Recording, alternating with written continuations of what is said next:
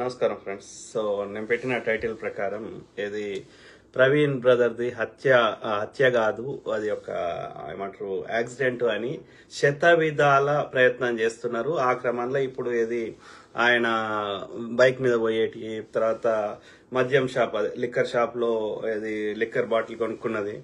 So దాన్ని ఇక అన్ని అమ్ముడు పోయే ఛానళ్ళల్లో ఒక బ్రాడ్కాస్ట్ చేసి అది అంటే అంటే అంటే ఒక కుక్కను చంపాలంటే అది ఫస్ట్ పిచ్చి కుక్క అని ముద్రేస్తారంట. ముద్రేసినాక దాన్ని చంపినా ఎవ్వరు రియాక్ట్ కారన్నట్టు. ఇది బీజేపీ వాళ్ళ స్ట్రాటజీ. ఇది అమిత్ షా చాణక్య నీతి. అంటే ఎంత దుర్మార్గులో అర్థం చేసుకోండి. ఇప్పుడు ఆయన తాగుతున్నట్టుగా ఎక్కడ లేదు. కొనుక్కున్నంత మాత్రాన అది ఆయన తాగుతుండా వేరే వాళ్ళకి గిఫ్ట్ ఇచ్చిండా తెలియదు. ఒకవేళ తాగి పండుకుంటారు, గంట 2 గంటలు ఇట్లా రెస్ట్ చేస్తారు, తర్వాత ఎవరి పనాలు చేసుకుంటారు. ఎంతమంది చూస్తలే. సో కాబట్టి ఒకవేళ తాగి నడిపిండే అనుకుందాం, ముచ్చట కోసం వాళ్ళు చెప్పిందే కరెక్ట్ అనుకుందాం. అట్లా తాగి నడిపిన యాక్సిడెంట్ అయిన కేసులల్లో ఒక్కటన్నా అట్లా ఉన్నది. ఆ శరీరం అట్లా పడుకొని దాని మీద బైక్ వచ్చి పండబెట్టి అట్లా శరీరానికి ఎక్కడ గాయాలు కాకుండా ఓన్లీ ముఖం మీదనే గాయాలు అయితే అట్లా యాక్సిడెంట్ అట్లా అవుతుందా? తాగి నడిపినా మనకు తెలిసిన వాళ్ళు ఎవరైనా తాగి నడిపితే యాక్సిడెంట్ అయితే బండి ఒక దగ్గర పడుతుంది, శరీరం ఒక దగ్గర పడుతుంది. ఆ శరీరం ఎన్ని ముక్కలు అవుతుందో ఏమవుతుందో ఎవరికి తెలియదు.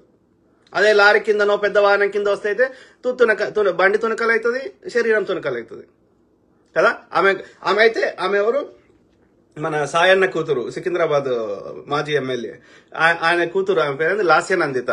ఆమె పొద్దుగాల 4 గంటలకు వస్తుంది. ఆమె తాగలేదు. అది 3వసారి అది యాక్సిడెంట్ అయింది. ఆ జీన్స్ లో ఉన్నది ఆమె కింద పడ్డది. ఆమె పరిస్థితి ఎట్లుండే? యాక్సిడెంట్ తెలిసిపోతుంది. బండి ఎట్లా నాశనమైంది. ఎవరిని చెవులలో తామర పూలు పెడతారా? ఎన్ని రోజులు పెడతారా? సో ఆ క్రమంలో మనకు వచ్చిన ఇంటర్నల్ సమాచారము ఉంటారు కదా, వాళ్ళ సన్నిహితులకు చెప్పుకుంటారు కదా. సో ఆ విధంగా మనకి ఇంటర్నల్ గా వచ్చిన సమాచారం ప్రకారం ఆ మొత్తం సీసీ ఫుటేజ్ లో పోలీసు వాళ్ళు రిలీజ్ చేసిన అన్ని చూసినా, వాళ్ళు షేర్ చేస్తున్న ఫోటోలు చూసినా, అన్నిటి ఆధారంగా నాకు అర్థమైన కాడికి ఆ నల్గొండలు షేర్ చేసిర్రు, చౌటుప్పల షేర్ చేసిర్రు, అన్ని కరెక్టే ఉన్నాయి. ఆయన పర్సనాలిటీ, ఆయన ఫిట్ గా ఉన్నాడు మనిషి. జిమ్కి పోతాడో ఏమో, మంచిగా ఫిట్ గా ఉన్నాడు, ఆరోగ్యం. కానీ విజయవాడ దాకా కరెక్ట్ ఉంది మొత్తం లెక్క. హెడ్ లైట్ ఒకటి మాత్రం లేదు, స్టార్టింగ్ నుంచి లేదు. అది ఎందుకు పోయిందో తెలియదు, కానీ మొత్తం మీద అయితే హెడ్ లైట్ లేదు, స్టార్టింగ్ నుంచి లేదు, హైదరాబాద్ నుంచి లేదు. ఆయన ఏమనుకున్నాడంటే ఇక ఇప్పుడు ఓడు ఫిక్స్ చేసే టైం లేదు అనుకున్నాడో ఏమనుకున్నాడో నాకు తెలియదు, కానీ డే టైంలో అయితే అవసరం లేదు, ఓన్లీ నైట్ టైంలో. ఆ కొద్ది టైంకి మనం ఈ ఏమంటారు, ఈ సైడ్ ఉన్నది కదా, దాన్ని ఏమంటారు కదా, సైడ్ లైట్ ని ఇట్లా ఇండికేటర్ వేసేదాన్ని. సో ఆ ఇండికేటర్ ని వాడుకొని నేను కొద్ది దూరమే కదా ప్రయాణం చేసేది రాత్రిపూట అనుకున్నట్టున్నాడు. సో అదొక్కటి లేదు, స్టార్టింగ్ నుంచి లేదు. విజయవాడ దాకా లెక్క కరెక్ట్ ఉంది, మనకు అన్ని అంత మంచిగా ఉంది. విజయవాడ నుంచి మొత్తం తేడా అయిపోయింది. విజయవాడ నుంచి మొత్తం అదంతా కల్పితం. ఆ సీసీ ఫుటేజ్లు, ఆ కొవ్వూరు, ఆ గేటు, అదంతా పెద్దగా ఉన్నాడు పర్సనాలిటీ, ఆయన బొర్రు ఉంది. ఓకే, సో అదే ప్రవీణ్ బ్రదర్ కాదు. సో కాబట్టి నాకు ఇంటర్నల్ గా అంత ప్రాముఖ్యం ఉన్న వ్యక్తులు తెలియజేసిన ముచ్చట ఏంటి అంటే, విజయవాడలో కిడ్నాప్ చేశారు బ్రదర్ని. కిడ్నాప్ చేసి 7 అటాక్ చేసిరంట. 7. ఎవరు ఆ 7 అంటే కిరాయి రౌడీలు. ఇవాళ ఎట్లయితే మిర్యాలగూడలో ఆయన చంపారు కదా, గిస్గర్ ఎవరో, అట్లా కిరాయి రౌడీల్ని హైర్ చేసుకున్నారంట. ఏమంటారు వాళ్ళని? కాంట్రాక్ట్ కిల్లర్స్ అంటారంట వాళ్ళని. ఓకే, ఎవరు చేయించారు ఏంది అనేది ఒక్కొక్కటి చెప్తా. ఓకే, సో అందులో అయితే ఆ బైక్ ని తీసుకున్నది ఆ 7 ఒకటి తీసుకున్నాడంట. అర్థమైందా? తర్వాత ఏం చేశారంట, ఆయన మొత్తం బట్టలు ఇప్పేసారంట. తర్వాత ఆయన ప్రవీణ్ బ్రదర్ వేసుకున్న జాకెట్ ని ఆ 7 ఒకటి తీసుకొని అది వాడు వేసుకొని ఆ బైక్ నడుపుకుంటూ పోయిందట. ఎందుకంటే ఆ బైక్ మీద పోతుంది ప్రవీణ్ బ్రదర్ అని నమ్మించడానికి, తప్పుదో పట్టియడానికి విచారణని. అర్థమైందా? కెమెరాలలో అన్నిట్లలో వీళ్ళు చంపలేదు, అది న్యాచురల్ గా డెత్ అయిందని, యాక్సిడెంట్ అయిందని చూపెట్టడానికి ఆయన బైక్ తీసుకొని ఆయన జాకెట్ వేసుకొని ఆ 7 కూడా పోయిందంట. ఓకే, తర్వాత ఏంది, ఆ ప్రవీణ్ బ్రదర్ కి ఆ కిడ్నాప్ చేసి విజయవాడ లెక్కను సో ఆయనకి విషం ఇచ్చారంట. పాయిజన్ అంటే విషం. ఓకే, విషం పాయిజనస్ ఇంజెక్షన్ ఇచ్చారు, విషం ఇచ్చారు. ఓకే, తర్వాత అక్కడనే ఆయనకి ముఖం మీద అంతటా మొత్తం కొట్టాల్సిన దగ్గర అంతా కొట్టేసారు. ఓకే, అర్థమైందా? ఆ 7. వెలుతురున్న ప్రాంతంలో కొట్టిర్రు. ఎందుకంటే చీకట్లో కొడితే ఏడవాడితే ఆడదెబ్బలు తగులుతాయి. ఇప్పుడు ఎక్కడైతే యాక్సిడెంట్ అయిన దగ్గర ఒకవేళ యాక్సిడెంట్ అయినా డిఫరెంట్గా ఉంటుంది, నిజంగా అక్కడ దాడి చేసినా చీకట్లో దాడి చేస్తే ఏడబడితే అడగాయాలు ఉంటాయి, డ్రెస్ అంతా చినిగిపోయి ఉంటుంది, శరీరం అంతా రక్తం అడుగులో ఉంటుంది. కానీ ఆ కొట్టిన దగ్గర ఆ శరీరం దొరికిన దగ్గర రక్తం లేదు, ఆ శరీరం మీద ఎలాంటి గాయాలు లేవు. కాబట్టి డెఫినెట్లీ అది వెలుతురున్న ప్రాంతంలోనే చేసిర్రు, విజయవాడలోనే చేసిర్రు. సింపుల్. ఓకే. తర్వాత ఆ పాయిజనస్ ఇంజెక్షన్ తో పాటు ఏది గొంతులోకి మద్యం పోసిర్రు. ఎందుకు పోసిర్రు? ఆయన తాగి బండి నడిపి చచ్చిపోయిండని రిపోర్ట్లలో రావడానికి, ఫోరెన్సిక్ లో గానీ లేకపోతే ఈ పోస్ట్ మార్టంలో గానీ. ఓకే, అర్థమైందా? తర్వాత చంపేసారు అక్కడ విజయవాడలో. తర్వాత ఏంది, ఆ తర్వాత ఏదో వేరే పెద్ద వాహనంలో, కార్లనో ఇంకా పెద్ద వాహనంలో శరీరాన్ని పట్టుకొని వచ్చారు, చచ్చిపోయిన శవాన్ని. ఓకే, తర్వాత ఆ శవానికి మళ్ళీ జాకెట్ వేసిర్రు, ఆడ పండబెట్టిర్రు, ఆ రోడ్ సైడ్ పండబెట్టి ఆయన మీద బైక్ పెట్టిర్రు, న్యాచురల్ డెత్ లెక్క క్రియేట్ చేసిర్రు. అర్థమైందా? సో అయితే ఈ అంతటికి చంద్రబాబు నాయుడు, ఆంధ్రప్రదేశ్ ముఖ్యమంత్రి చంద్రబాబు నాయుడు గారు ఆ ఐజీకి, పోలీస్ ఆఫీసర్ కి ఏమని ఇన్స్ట్రక్షన్ ఇచ్చిండంటే కేసుని సేమ్ డేలో క్లోజ్ చేయమని చెప్పిండంట. ఎందుకని చెప్పిండు? ఎవరు చెప్పించారు ఆయనతోటి? మీ చాణక్యుడు. ఓకే, ఈ చాణక్యుడు ఎవరు మీరు అర్థం చేసుకోండి. అయితే ఈ ఏడుగురు మంది కాంట్రాక్ట్ కిల్లర్లని ఎవరి ఇన్స్ట్రక్షన్స్ వల్ల చేసిర్రు? ఢిల్లీ నుంచి. ఓకే, ఇక్కడ లోకల్ ఉన్న వాళ్ళు ఎవరు చేయించిర్రు అంటే నరసాపురం బీజేపీ ఎంపీ భూపతిరాజు శ్రీనివాస్ వర్మ చేయించిండు అంట. ఈ ఏడుగురు కాంట్రాక్టర్ని హైర్ చేసుకున్నాడు. అర్థమైందా? సో ఇక దీని వెనకాల ఎవరు అంటే చిన్నజీఆర్ స్వామి ఇక్కడ ఇది మెయిన్ గా నరసాపురం ఎంపీకి చెప్పడం జరిగింది. ఈ ఇద్దరు కలిసి అమిత్ షా యొక్క పర్మిషన్ తీసుకున్నారు. అంటే ఇక్కడ వీళ్ళు ఏం చెప్తున్నారు అంటే A1 చిన్నజీఆర్ స్వామిని చేర్చాలి ఫస్ట్, అంటే చిన్నజీఆర్ స్వామి ఇది చేయాలని చెప్పి స్టార్ట్ అయింది, ఆయన మెదడులో స్టార్ట్ అయిందని అర్థం. అర్థమైందా?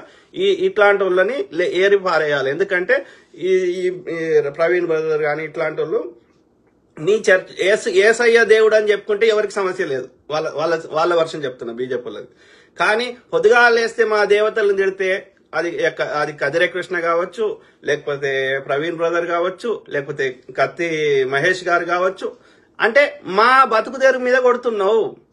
మేము హిందువులని ఎడినా కొడుకులను చేసి, హిందుత్వం పేరు మీద మేము ఆర్య బ్రాహ్మణులము ఎడినా కొడుకులను చేసి మేము దేశ సంపదని దోసుకుంటుంటే సద్గురులము, లేకపోతే పీఠాధిపతులము, మఠాధిపతులము, చిన్నజీయర్లము, నేను మొత్తం ఏమంటారు ఒక సర్వసంగ పరిత్యాగినని చెప్పి ఒక్కొక్క దగ్గర 1000 కోట్లు ఎందుకుంటాయి?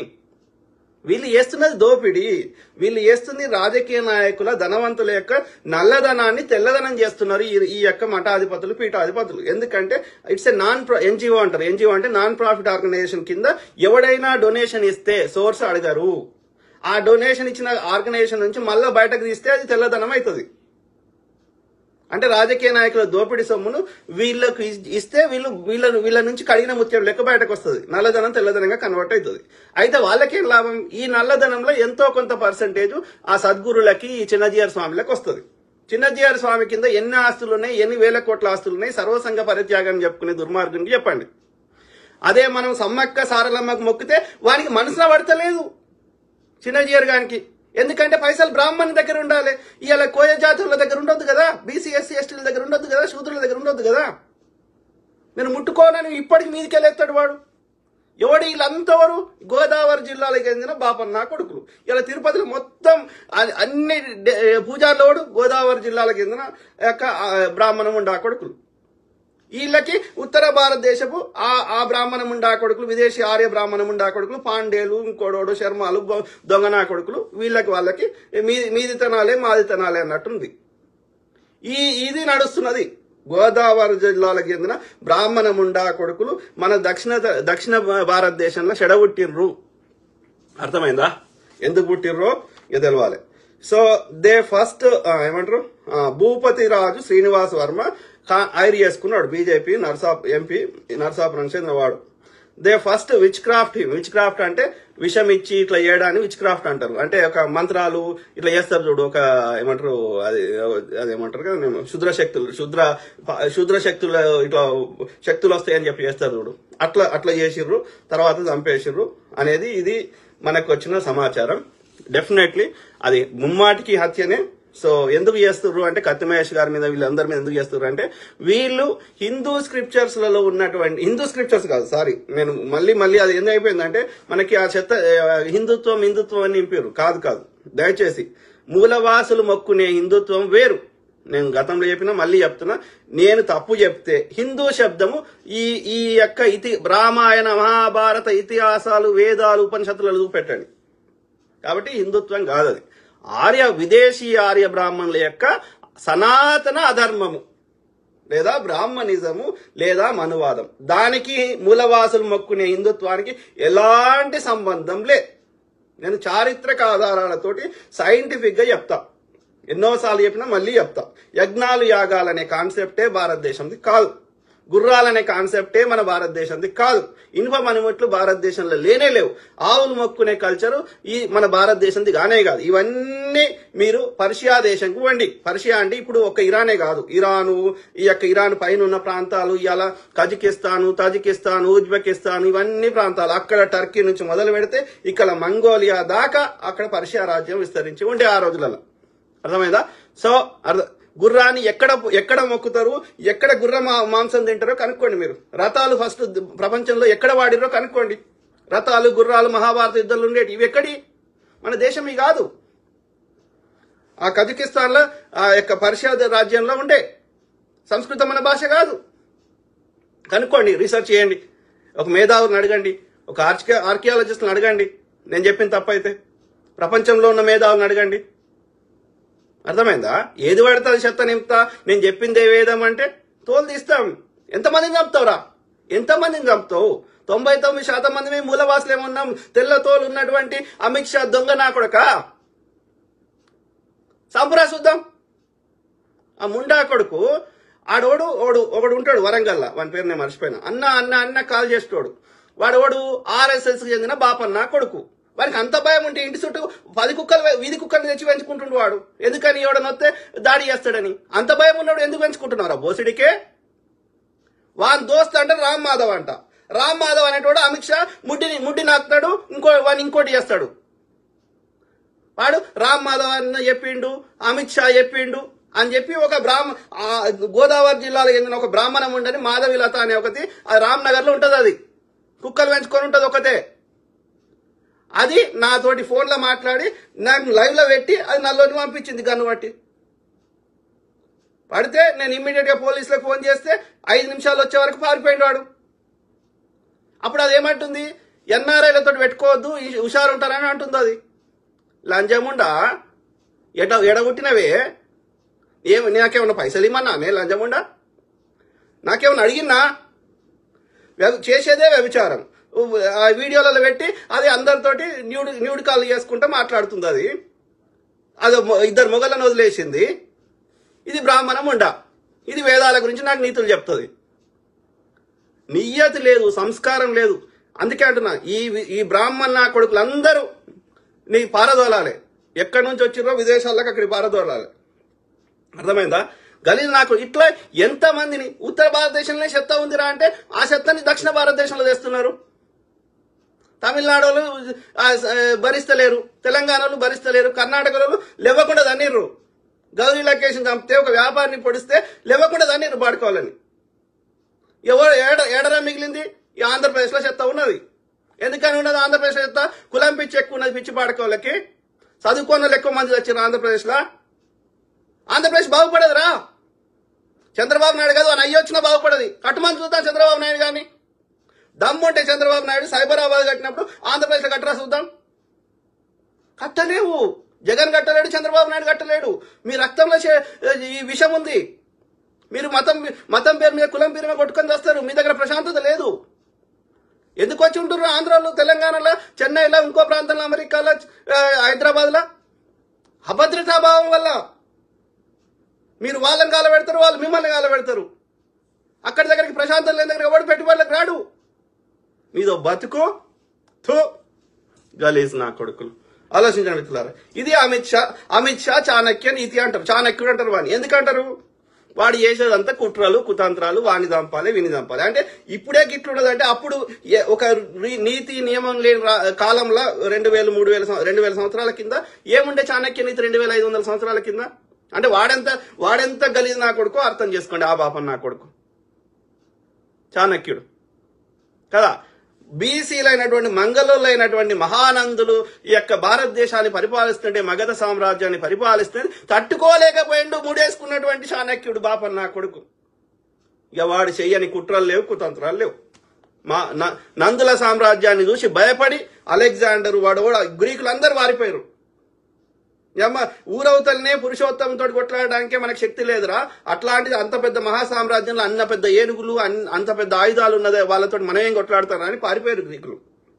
అట్లాంటి నంద సామ్రాజ్యాన్ని వీడి కుట్రలు కుతంత్రాల చాణక్య నీతితోటి ఈ మంగళోళ్ళు శూద్రులు రాజ్యం వేయలేద్దని వాడిని ఎన్ని రకాలుగా నమ్మించి మోసం చేసిండో ఇక మనకు తెలియని చరిత్ర చాణక్యులు. అర్థమైందా? సో అంత దుర్మార్గులు. సంపద ఓన్ దగ్గర ఉండాలి, బాపనోన్ దగ్గరనే ఉండాలి. అధికారం ఓన్ దగ్గర ఉండాలి, బాపనోన్ దగ్గరనే ఉండాలి. ఎందుకంటే రాజులు కూడా పేరుకే రాజులు, వాడు యుద్ధం చేసి చచ్చిపోవాల్సిందే గాని పరిపాలన మొత్తం ఈ బాపనోందే నడిచింది. వాడే మంత్రి ఉంటాడు, వాడు చెప్పిందే వినాలే. మొత్తం దేశంలో ఉన్న సంపద అంతా మనం గుళ్ళ దాచిపెట్టుకోవాలి. ఏమనంటే నాగబంధనము ఇంకో బంధనం అని చెప్పాలి. అర్థమైనా ఇట్లారా? సో ఇప్పుడు లాస్ట్కి ఏమవుతుంది ఈ కేసులో? ఇక లాస్ట్కి ఏమవుతుంది? కేసీఆర్ గారు ఈ యొక్క మొత్తం వాళ్ళ ఎమ్మెల్యేలను బీఆర్ఎస్ ఎమ్మెల్యేలను కొనేది మొత్తం రికార్డు చేసి పబ్లిక్ లో పెట్టిండు. సిబిసిఐడి ఎంక్వైరీ, హైకోర్టుల కేసు ఇవన్నీ అన్నాడు. లాస్ట్కి ఏమైంది? మీరు ఎప్పుడైనా చూడండి, దీన్ని సిబిఐకి ట్రాన్స్ఫర్ చేయాలంటారు, లేదంటే సుప్రీంకోర్టుకి అంటారు. కథ సుప్రీంకోర్టు సిబిఐ ఎవరి చేయిలు ఉంది?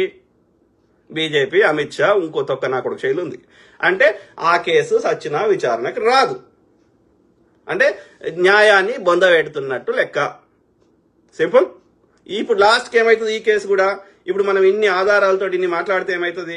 ఇది సిబిఐకి ట్రాన్స్ఫర్ చేయడం జరిగింది, సుప్రీంకోర్టు పరిధిలోకి ఉంది, కథం, విచారణకు రాదు. ప్రత్యక్ష కేసు 20 ఉన్న దోషులందరూ చచ్చిపోతారు కానీ అది విచారణకు రాదు. గంతెందుకు నడి రోడ్డు మీద హత్య చేసిన బ్రాహ్మణ దంపతులను హత్య చేసినటువంటి వామన్ రావు దంపతులను హత్య చేసిన కేసులో విచారణకు వస్తలేదు. ఎన్నేళ్ళు ఉంటుందా కేసు విచారణకి? మళ్ళీ అదే వాడెవడో పేదోడు ఉంటే వాడిని దిశల కేసులో ఎన్కౌంటర్ చేస్తారు, లేదంటే శూద్రుల కేసులలో తొందర విచారణకు వస్తాయి. మరి ఈ హై ప్రొఫైల్ కేసులలో ఎందుకు రావు? దోషులు యొక్క అగ్రకులం వాళ్ళు ఉంటే విచారణకు రావు. అదే శూద్రులు ఉంటే విచారణకు వస్తాయి, శిక్షలు పడతాయి, లేదంటే ఎన్కౌంటర్లు అవుతాయి. ఇది అంటే ఇక్కడ ఏమైతుంది?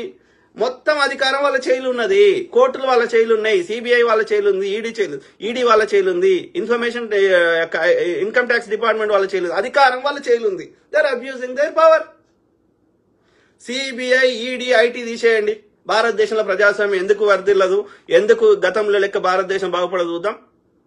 రాజకీయ నాయకులని, పైసలు ఉన్న వాళ్ళని, వ్యాపారాలు చేసేటోళ్ళని వాళ్ళందరినీ సిబిఐ, ఈడీ, ఐటీ కథం. వాళ్ళ నోరన్న ఊపిస్తావు, లేదంటే వాళ్ళని బీజేపీలో జాయిన్ చేసుకుంటావు. పక్క పార్టీలు ఉంటే వాడు అవినీతి మంతుడు, బీజేపీలో జాయిన్ అయితే వాడు నీతి మంతుడు. ఎందుకంటే వాడు దోసుకున్న దానికి నీకు రావాల్సిన వాటాలు వస్తాయి. వాడు నీ పార్టీలోకి వస్తే నీకు అధికారం ఎల్లకాలం ఉంటుంది కాబట్టి నువ్వు దోసుకోవచ్చు. ఇవి కాకుండా ఇక ఈవీఎంలు, ఎలక్షన్ కమిషన్, ఇది ఇవాళ నక్సలైట్ల ఏరువేత మీద గిరిజనులను చంపుతున్నావు. దేశంలో ఎక్కడ సంపద ఉన్నా భూగర్భ ఎక్కడ సంపద ఉన్నా దోసుకుంటున్నావు. ఎవరి దగ్గర పైసలు లేకుండా చేస్తున్నావు. ఏడిస్తే ఏమంటున్నావు? దొడ్డు రేషన్ బియ్యం ఇస్తా, అవి తినండి, మాకు సేవ చేయండి, మా బ్రాహ్మణుల ముడ్డిలు గడగండి అని చెప్తున్నావు. No, this is not at all acceptable. అర్థమైందా అమిత్ షా? నీ కాలం మూడింది. అర్థమైందా? ఆ ప్రకృతి తప్పకుండా ఈ సావర్కర్ని ఎట్లయితే చంపేసిందో, ఎడ్గేవాకర్ని ఎట్లయితే చంపేసిందో, వాజ్పేయిని ఎట్లయితే చంపేసిందో, వాజ్పేయికి చెప్పుకోలేని రోగం వచ్చి చచ్చిపోయాడు. అర్థమైందా? అలా మతలబ్ ఏందో అర్థం చేసుకో. అమిత్ షా కూడా ఏం రోగం వచ్చి ఎప్పుడు చస్తాడో, మోడీ ఎట్లా చస్తాడో, వీళ్ళందరి పాపాలు ప్రకృతి తప్పకుండా ఒక్కొక్కరి పేర్లు చెప్పి వాళ్ళకి వచ్చిన రోగాలు చెప్తే మనం తట్టుకోలేం. అర్థమైందా? వీడి కూడా ఉండడు, అమిత్ షా గారు ఉండడు. చూడు, త్వరలోనే వానికి ఉన్నది. ప్రకృతి తప్పకుండా వాడిని శిక్షిస్తుంది. ఇంతమంది చంపిన వాడిని ఎందుకు వదిలేస్తుంది? అర్థమైందా ఇట్లారా? సో ఇది అంటే మన దక్షిణ భారతదేశంలోనే ఇంతో అంతో మనకు ప్రశ్నించే తత్వం ఉన్న దగ్గరనే, ఇంతో అంతో చైతన్యం ఉన్న దగ్గరనే ఇంత అరాచకం చేస్తున్నారు ఈ బ్రాహ్మణ ముండా కొడుకులు. అంటే బీజేపీ ఆర్ఎస్ చెందిన వాళ్ళు, ఈ యొక్క ఆర్యులు, ఈ సనాతన అధర్మాన్ని పొంచి పోషిస్తున్న ముండా కొడుకులు. అట్లా అంటే ఉత్తర భారతదేశంలో అసలు న్యాయం అనేది ఉన్నదా? రోడ్డు మీద జంబి కత్తులు అమ్ముతున్నారు, రోడ్డు మీద జంబి కత్తులు పట్టుకొని తిరుగుతున్నారు. ఇలా ఆ యొక్క యూపీలో ఏది ఈ యొక్క మా అమ్మా నాన్నను చంపినవని ఒక దళితులు వాళ్ళు ఏడుచుకుంటా పోలీస్ కంప్లైంట్ ఇస్తే వాళ్ళ చెల్లెని అక్కని కూడా చంపేశారు, కంప్లైంట్ ఇచ్చిన వాళ్ళని కూడా చంపారు. ఒక ఆడపిల్ల రోడ్డు మీద బట్టలు లేకుండా మొత్తం ఊరంతా తిరిగి బతిలాడుకుంది నా ప్రాణభిక్ష పెట్టమని. ఇక మణిపూర్లో అయితే ఇద్దరు అమ్మాయిలను బట్టలు లేకుండా ఎట్లా తిప్పుకుంటూ చూసినాం. దాని మీద ఒక్క స్టేట్మెంట్ చేయడం అమిత్ షా. మొత్తం అన్ని ప్రతిపక్షాలు పార్లమెంట్ దద్దరిల్లేటట్టు ఏడ్చినా కొట్లాడినా, పార్లమెంటులో యొక్క ఏది పొగ బాంబు పెడితే ఇప్పటి వరకు విచారణ జరగదు, పుల్వామా దాడి మీద ఇప్పటి వరకు విచారణ జరగదు.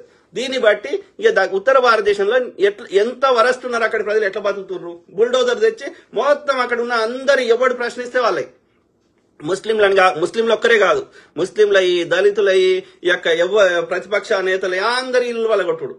అంటే నేను చెప్పింది వినాలే, నన్ను ప్రశ్నించకూడదు, న్యాయం మాట్లాడకూడదు అనేది ఉంది. మొన్న కొట్టిరు కదా, 400 వస్తాయి కదా, 270 సగం కూడా రాలేదు. ప్రభుత్వాన్ని ఏర్పాటు చేసే మెజారిటీ కూడా రాలేదు కదరా. తీసేయరా చంద్రబాబు నాయుడు, ఏం చేసుకుంటారా? సాగుకు దగ్గర వచ్చినావు, తీసేయి, మద్దతు తీసేయి.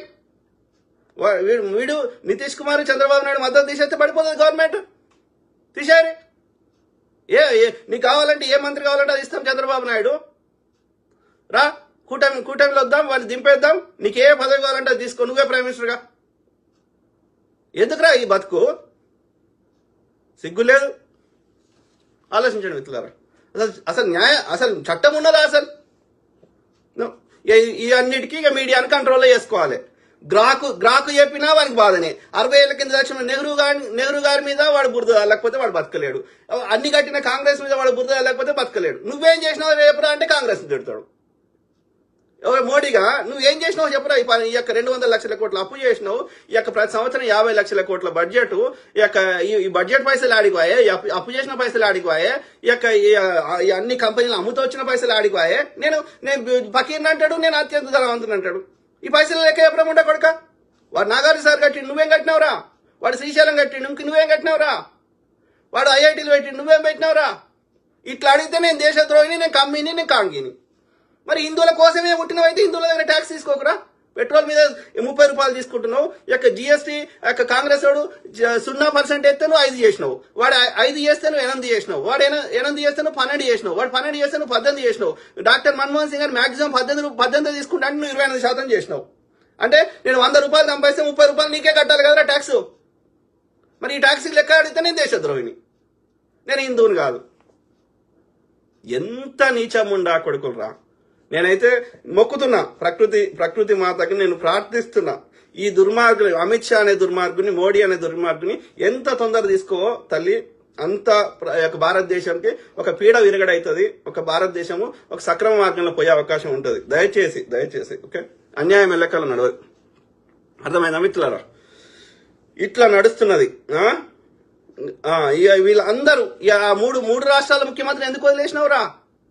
సిబిఐ ఈడీ అని పెట్టి మొత్తం 15 రాష్ట్రాల్లో ఉన్న కాంగ్రెస్ ప్రభుత్వాన్ని తీసేసి కాంగ్రెస్ ఏడుంది అంటాడు. వాడు వచ్చింది కాంగ్రెస్ ముక్త భారత్ అంటే ఏంది? ప్రతిపక్ష ముక్త భారత్ అంటే ఏంది? భారతదేశాన్ని ఒక నియంతృత్వంలోకి తీసుకోబోతూ వాడంట పైసలు పంచుతాడంట, వాడంట అన్ని చేస్తాడంట, ప్రతిపక్షాల దగ్గర పైసలు ఉండొద్దంట. వాడు డిమానిటైజేషన్ తెచ్చింది ప్రతిపక్షాల దగ్గర పైసలు లేకుండా చేయడానికి. దానివల్ల వ్యాపారాల సంఖ్య నాకు ఇచ్చినావు కదా, అంటే దేశ ప్రజలందరినీ అడుక్కునేటట్టు చేస్తావు. నీకు వచ్చిన గోలే అది. Very very unfortunate. మేల్కోవాలి. హిందువులకి ఏమైందిరా? ఈ అమ్మాయి బీజేపీ పార్టీ 100 ఏళ్ళు అయిందిరా పుట్టి, 100 ఏళ్ళు కూడా కాలేదురా. 1980లో పెట్టిండాడు. ఆర్ఎస్ఎస్ ఇంకో 100 ఏళ్ళు అయింది. ఈ 100 ఏళ్లకు ముందు హిందుత్వం లేదు, 1000 సంవత్సరాల నుంచి లేదు. వీడు ఎత్తేరా బీజేపీ, ఏమైతుందో చూద్దాం. ఏం కాదురా, ఒక సిద్ధాంతాన్ని నచ్చినోడు అంత తొందర కన్వర్ట్ కాడు. పోనీ మొత్తం భారతదేశంలో ఉన్న అందరూ క్రిస్టియన్లో ముస్లిమ్స్ అయినా అనుకో, ఏమవుతుందిరా? ఇలా ఇస్లాం దేశాలు ఉన్నాయి, క్రిస్టియన్ దేశాలు, ఏమైతుందిరా? ఒక క్రిస్టియన్ దేశం ఇంకో క్రిస్టియన్ దేశం కొట్టుకదత్తలేవు. రష్యా వాడు అమెరికా వాడు కొట్టుకుంటలేడు, యూరోప్ వాడు రష్యా వాడు కొట్టుకుంటాడు. అన్ని క్రిస్టియన్ దేశాలే కదరా. ఒక ఇస్లాం దేశం ఇంకో దేశం కొట్లాడతలేదు, ఇంకో ఇస్లాం దేశం. ఏందిరా నాకు అర్థం కాదు. ఎవరు నచ్చినాడు అని మొక్కుంటాడు, మనకు వచ్చిన నష్టమేందిరా? అలా విషయం ఉంటే మొక్కుంటాడు, లేకపోతే నా పక్షులు లెక్క జంతువులు లెక్క నాస్తికులు అవుతారు. ఏ పక్షి ఏ దేవుని మొక్కుతుందిరా? పిచ్చి నా కొడుకులు. ఆలోచించిన వ్యక్తులారా.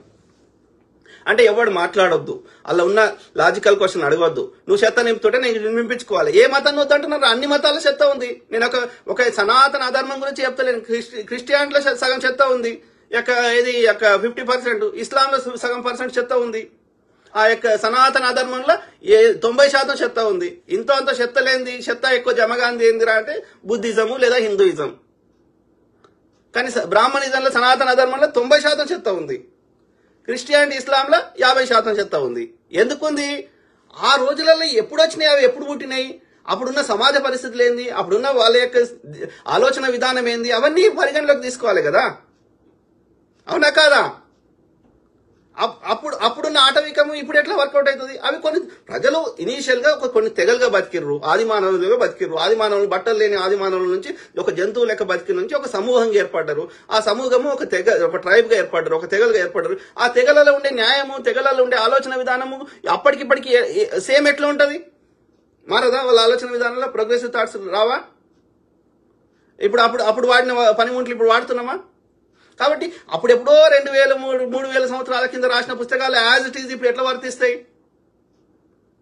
కాబట్టి చెత్త ఉంది. అలా రాళ్ళు కొట్టి సంపమని అలా రాసిర్రు ఒక గ్రంథంలా. ఇప్పుడు అట్లనే చేయమంటే సాధ్యమవుతుంది? అది కరెక్ట్? అది చిన్నపిల్లలు, మహిళలు చూస్తుంటారు, వాళ్ళకి జీవితంలో ఎంతో సాధించాలనే వాళ్ళు అనుకునేవారు. అట్లాంటివి చూసినప్పుడు వాళ్ళకి జీవితం మీద ఆసక్తి వస్తుందా, విరక్తి వస్తుందా?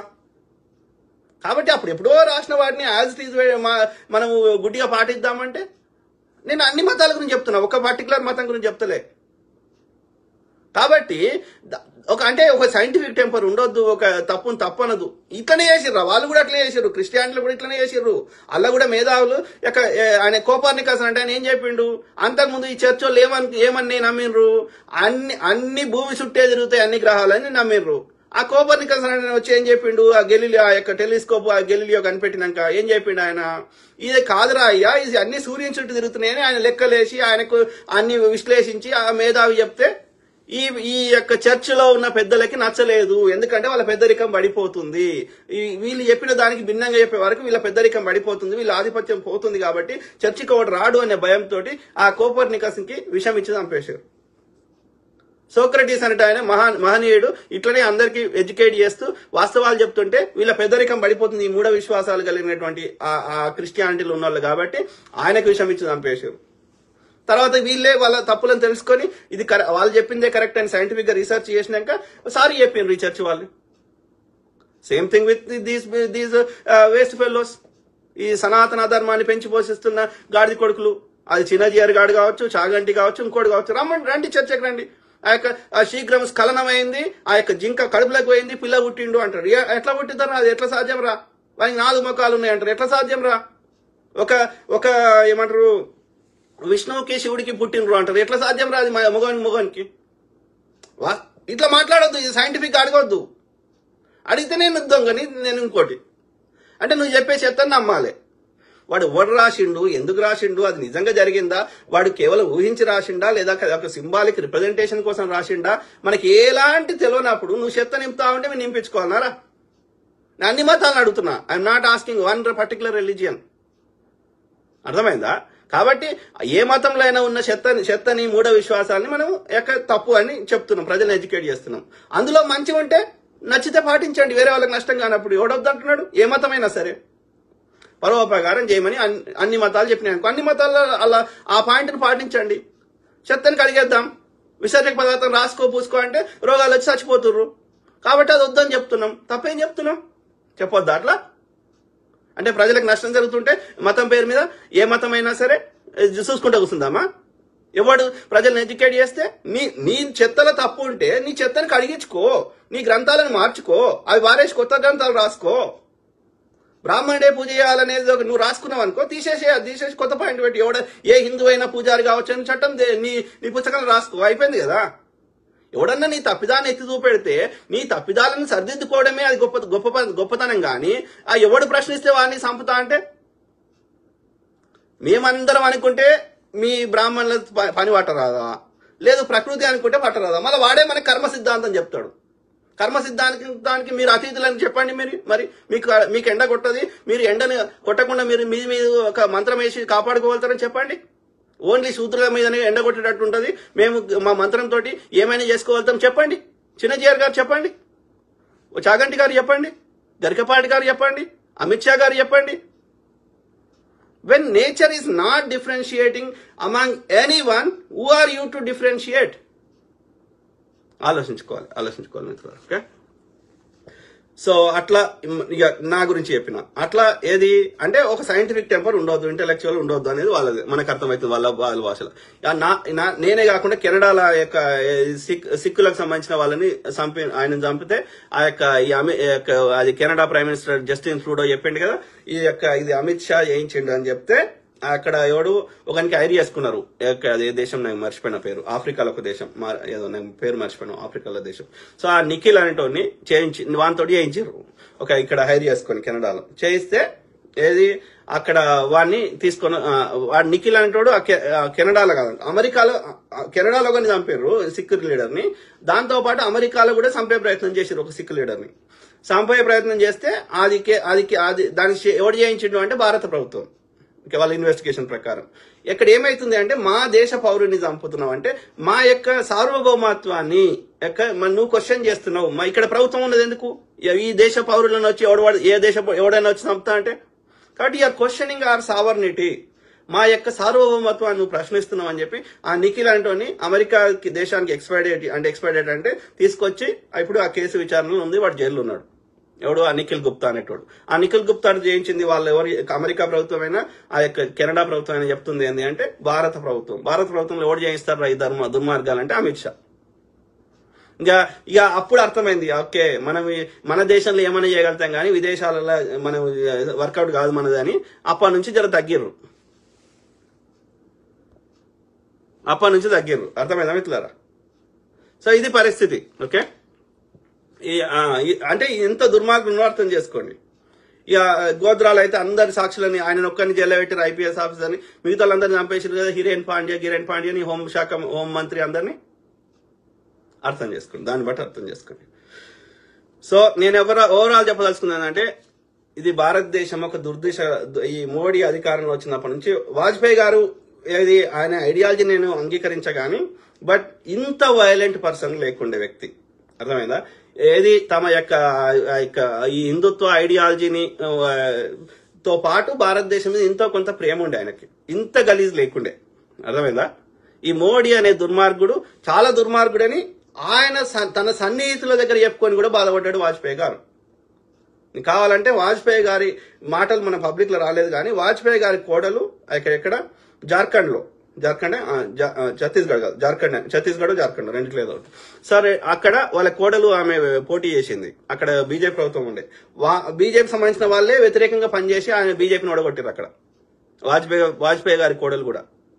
నా అంచనా ప్రకారం సుస్మిత ఆ ఓల్డ్ జనరేషన్ బీజేపీ లీడర్లందరినీ చంపేసారు వీళ్ళే, జస్వంత్ సింగ్ ని, తర్వాత సుష్మా స్వరాజ్ ని, వీళ్ళందరూ. ఎందుకంటే వాళ్ళు ఇంతో కొంత న్యాయం మాట్లాడేటోళ్ళు, ధర్మాన్ని ధర్మం అనేటోళ్ళు, అధర్మాన్ని అధర్మం అనేటోళ్ళు. ఇంత గలీజ్ లేకుండే. ఐడియాలజీ పరంగా వాళ్ళది హిందుత్వ రైట్ భావజాలం ఉండే కానీ other than that they are not like they love the country, they love the country people. అంటే దేశ పౌరులను వాళ్ళు దేశాన్ని ప్రేమించారు. వాళ్ళు ఇంత ఇట్లా నాశనం చేయాలన్న కంకణం లేకుండే. ముందు తరము బీజేపీకి సంబంధించిన వాడుండే, ఎవడు సావర్కర్, ఎడ్గేవకర్ వాళ్ళు వేసిన కొడుకులు ఉండే. కానీ ఈ మధ్యలో ఉన్నారు చూసినావా ఈ పొలిటికల్ గా వచ్చిన వాళ్ళు ఇంత దారుణంగా లేకుండే. కానీ అందరికంటే విషపురుగు అమిత్ షా అండ్ ఈ మోడీ ఇప్పుడు నడుస్తుంది. ఈ లాస్ట్ 10 years నుంచి భారతదేశం ఒక ఏమంటారు రాంగ్ ట్రాక్ లో పోతుంది. This is very very unfortunate. ఇంకా ప్రజలు చైతన్యం కావాలి, ఒక రక్షణ దళం ఏర్పడాలి, మనము పోరాడాలి. తప్పదు. మన పిరికి సన్నాసం లేకుంటే వాళ్ళని ఇంకా చేయిపోరా అని చెప్పినట్టు అవుతుంది.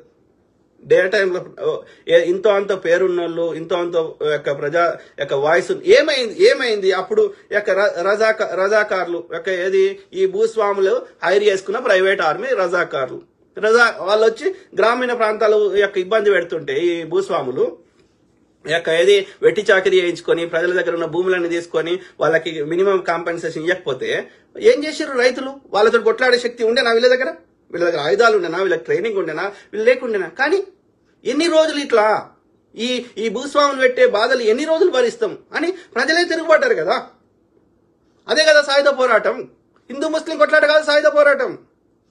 ఏ నిజాం రాజు గ్రామీణ ప్రాంతాల్లో పరిపాలించలేదు, కేవలం పట్టణాలు మాత్రమే పరిపాలించాడు ఆయన. ఆయనకి సరిగ్గా ఆర్మీ లేదు. ఈ రజాకార్ల రెండోళ్ళకి నిజాం గారికి ఎలాంటి సంబంధం లేదు.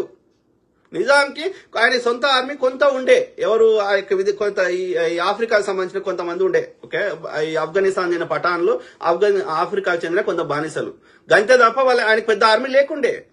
ఎవరు రజాకార్లు?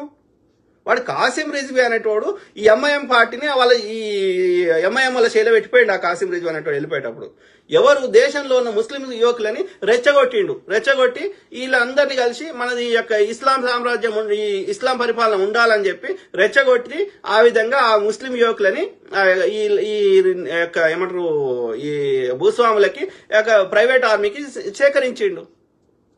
ఆ యొక్క ఈ భూస్వాములకి ఆ యొక్క రజాకార్లకి అధ్యక్షుడు కాసిం రిజ్వీ అయితే ఉపాధ్యక్షుడు ఎవరు? ఈ జొన్నేరు ప్రతాప్ రెడ్డి అనే భూస్వామి.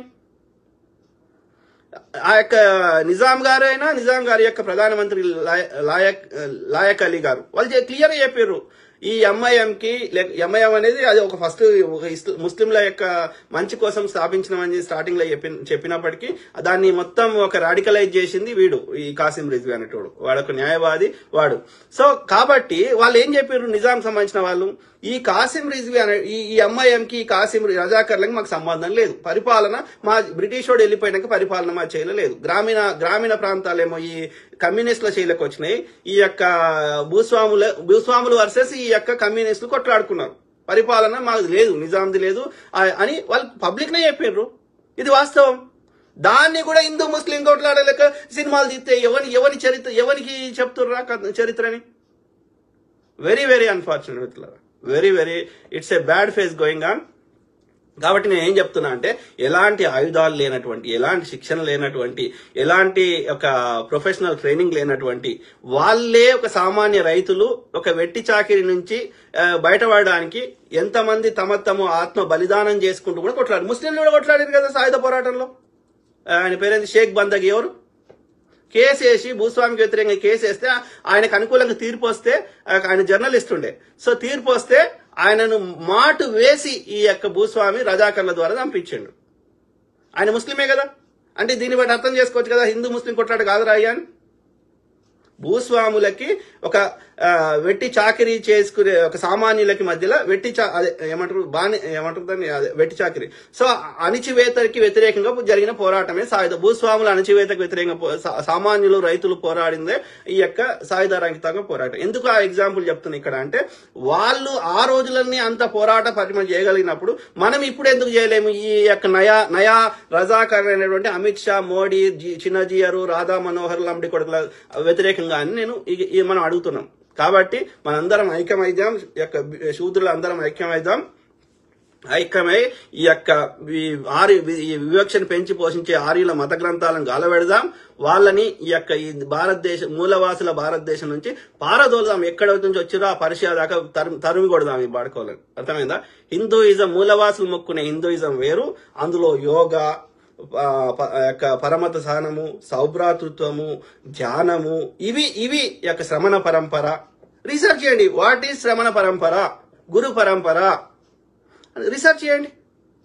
బుద్ధిజము, జైనిజం పేర్లు వేరు పెట్టుకున్నప్పటికీ ఇవన్నీ ఈ అజీవకాలు, ఇవన్నీ ఈ యొక్క మూలవాసులు మొక్కునే హిందూయిజం. ఈ యొక్క ఈ బ్రాహ్మణిజంలో ఎక్కడ చూడు ఇవాళ సోకాల్డ్ హిందూ మత గ్రంథాలు అని చెప్తున్న ఏ గ్రంథంలోనే హిందూ శబ్దం చూపెట్టండి. సింపుల్. ఓకే, పర్షియా వాడు భారతదేశంకి పెట్టిన పేరు హిందుస్థాన్. మీరు ఏ ఇస్లాం దేశం కనవ్వండి, ఇప్పటికీ హిందుస్థాన్ అనే పిలుస్తారు భారతదేశాన్ని. ఎందుకంటే వాళ్ళకి తెలిసింది ఆ సింధు నది, ఆ హిందూ నదికి ఆవల ఉన్న వాళ్ళు అక్కడి నుంచి మన భారతదేశానికి రావాలంటే హిందూ నదిని దాటుకునే రావాలి. ఆ హిందూ నదికి ఆవల ఉన్న ప్రాంతమే హిందుస్థాన్. మనం సింధు అంటాం, వీడి సంస్కృతంలో వీడు సింధు అంటాడు, వాళ్ళు అన్ని హెచ్చుతాడు వాళ్ళుతారు, హిందూ అంటారు. సింపుల్. అర్థమైందా? ఆ తర్వాత ఈ ఈ యొక్క బ్రిటిష్ వాడికి యూరప్ వాడికి అనరాక వాడు ఇండస్ వ్యాలీ అని ఈ యొక్క ఇండస్ రివర్ అని ఆ ఇండస్ రివర్కి ఆవల ఉన్న ప్రాంతాన్ని వాడు ఇండియా అని పెట్టిండు. సింపుల్. కాబట్టి హిందుస్థాన్లో ఉన్న అన్ని ఆచార వ్యవహారాలు గ్రామ దేవతలు అన్నిటిని కలిపి హిందూయిజం అంటారు. ఈ ఆర్యులకు సంబంధించిన యజ్ఞాలు యాగాలు అదంతా మనకు సంబంధం లేదు. ఈ రామాయణం మహాభారతం బ్రహ్మ విష్ణు మనకు సంబంధం లేదు. సింపుల్. చదువుదాం మీ కామెంట్స్ చదువుదాం. ఏమంటున్నారు Charan Raj, your analysis perfect అన్న. Thank you to all my brothers sisters friends everyone. Okay, మనము కామ్గా ఉంటున్నామంటే వాని ఇంకా ఇట్లా చంపురా అందరిని అని చెప్తున్నట్టు అవుతుంది. అర్థమైందా? మనం ఒక ఐకమత్యంగా ఏర్పడాలి, ఒక కమిటీ లాగా ఏర్పడాలి. నా సలహా ఏంటంటే ఎవరైతే ఇంతో అంతో పేరున్నోళ్ళు కొంచెం ఇప్పుడు అంతెందుకు ఒక బ్రదర్ చెప్తున్నాడు, ఆయన కదిరే కృష్ణ ఉన్నాడు కదా, మనకు మంచి పబ్లిక్ లో వచ్చి మాట్లాడతాడు కదా, ఇందులో ఉన్న ఈ ఆయన సంస్కృతం నేర్చుకున్నాడు కదిరే కృష్ణ బ్రదర్. నేర్చుకొని వీళ్ళ యొక్క చెత్తని మొత్తం అలా, ఎందుకంటే వీడు ఎవరికి అర్థం కాకుండా చెప్తాడు ఈ బాపనోడు. ఎందుకు చెప్పాలరా? వాళ్ళు ఏదో యూరప్ మిడిల్ ఈస్ట్ కంట్రీలో పుట్టినటువంటి ఇస్లాము క్రిస్టియానికి సంబంధించిన బైబిల్ కానీ ఖురాన్లు కానీ వాళ్ళు తెలుగులో అందరికి అర్థం కావాలని కన్వర్ట్ చేసి చెప్తుంటే నువ్వేమో ఎవరికి అర్థం కాని సంస్కృతంలో ఎందుకు చెప్తావు? ఎందుకంటే నువ్వు అది కన్వర్ట్ చేసి చెప్పినావు అనుకో, ఎవ్వడు కూడా అలా ఏముంటది, బ్రాహ్మణుడికి కాలు మొక్కాలి, బ్రాహ్మణ్ దగ్గర 3 రాత్రులు వండబెట్టాలి, గిట్లాంటివి ఉంటాయి. అంత బ్రాహ్మణుడు పైన ఉంటాడు, బ్రాహ్మణుడు ఎన్ని తప్పులు చేసినా శిక్షలు ఉంటాయి. గిట్లాంటి చెత్తనే ఉంటుంది. అలా మొత్తం అన్ని ఉన్న సంపద అంతా బ్రాహ్మణ్కి ఇవ్వాలి, బ్రాహ్మణ్ ఎదురు ప్రశ్న ఇవ్వద్దు, బ్రాహ్మణ స్త్రీని ఎవడన్నా ఎట్లా చేస్తే ఇన్ని పాపాలు ఇన్ని శిక్షలు పడతాయి, అదే శూద్ర స్త్రీని ఎన్ని చేసినా ఏం తప్పు కాదు. ఇట్లాంటి చెత్తనే ఉంటుంది. అలా వాడికి ఎవరిని అర్థం కావద్దని సంస్కృతంలో చెప్తాడు. దీన్ని తెలుగులో కన్వర్ట్ చేస్తే ఒక్కడు కూడా వాడి బ్రాహ్మణ్ దగ్గరికి పోడు. అర్థమైందా? కాబట్టి వాడు చెప్పాడు. సింపుల్. ఓకే, గలీస్ నా కొడుకు. మనకి ఈ సమన్యాయం కావాలంటే, హిందూయిజం బతకాలంటే ఫస్ట్ బీసీ ఎస్సీ ఎస్టీలను పూజారులను చేయాలి. ఓకే, ఇప్పుడున్న చెత్త వివక్షను పెంచి పోషించే గ్రంథాలన్నీ కలబెట్టాలి. ఏ ముస్లిం చెందిన ఇమాం కాగలుగుతాడు, ఏ క్రిస్టియానికి చెందిన పాస్టర్ కాగలుగుతాడు, కానీ ఏ హిందూయిజం అని వాళ్ళ సనాతన అధర్మం, అది హిందూయిజం కాదు, సనాతన అధర్మంలో మాత్రం ఒక బ్రాహ్మణులే పైన ఉంటారు, మిగతా వాళ్ళందరూ కింద వాడికి సేవ చేసుకుంటా కూర్చోవాలి. అదే వాళ్ళ నీతి. ఆ రోజులలో గ్రంథాలు చెప్పడం వేరు. ఈ రోజులలో అస్సాం ముఖ్యమంత్రి అయినటువంటి హేమంత్ బిశ్వ శర్మ అదే చెప్తున్నాడు. ఓకే, మేము బీసీల కోసమే పుట్టినాం అంటాడు. వాడు బీసీ కాదు, మోడీ అనేటోడు ఒక ఏమంటారు వ్యాపారి బనియా. ఓకే, నూనె అమ్ముకునేటోళ్ళు, నూనె తయారు చేసి అమ్ముకునే ఒక వ్యాపార కుటుంబం. ఓకే, దాన్ని బీసీ అని పెట్టుకున్నాడు. ఓకే, అర్థమైందా? దాంతో పాటు ఏది ఈ ఆధిపత్యం నడుస్తున్నది.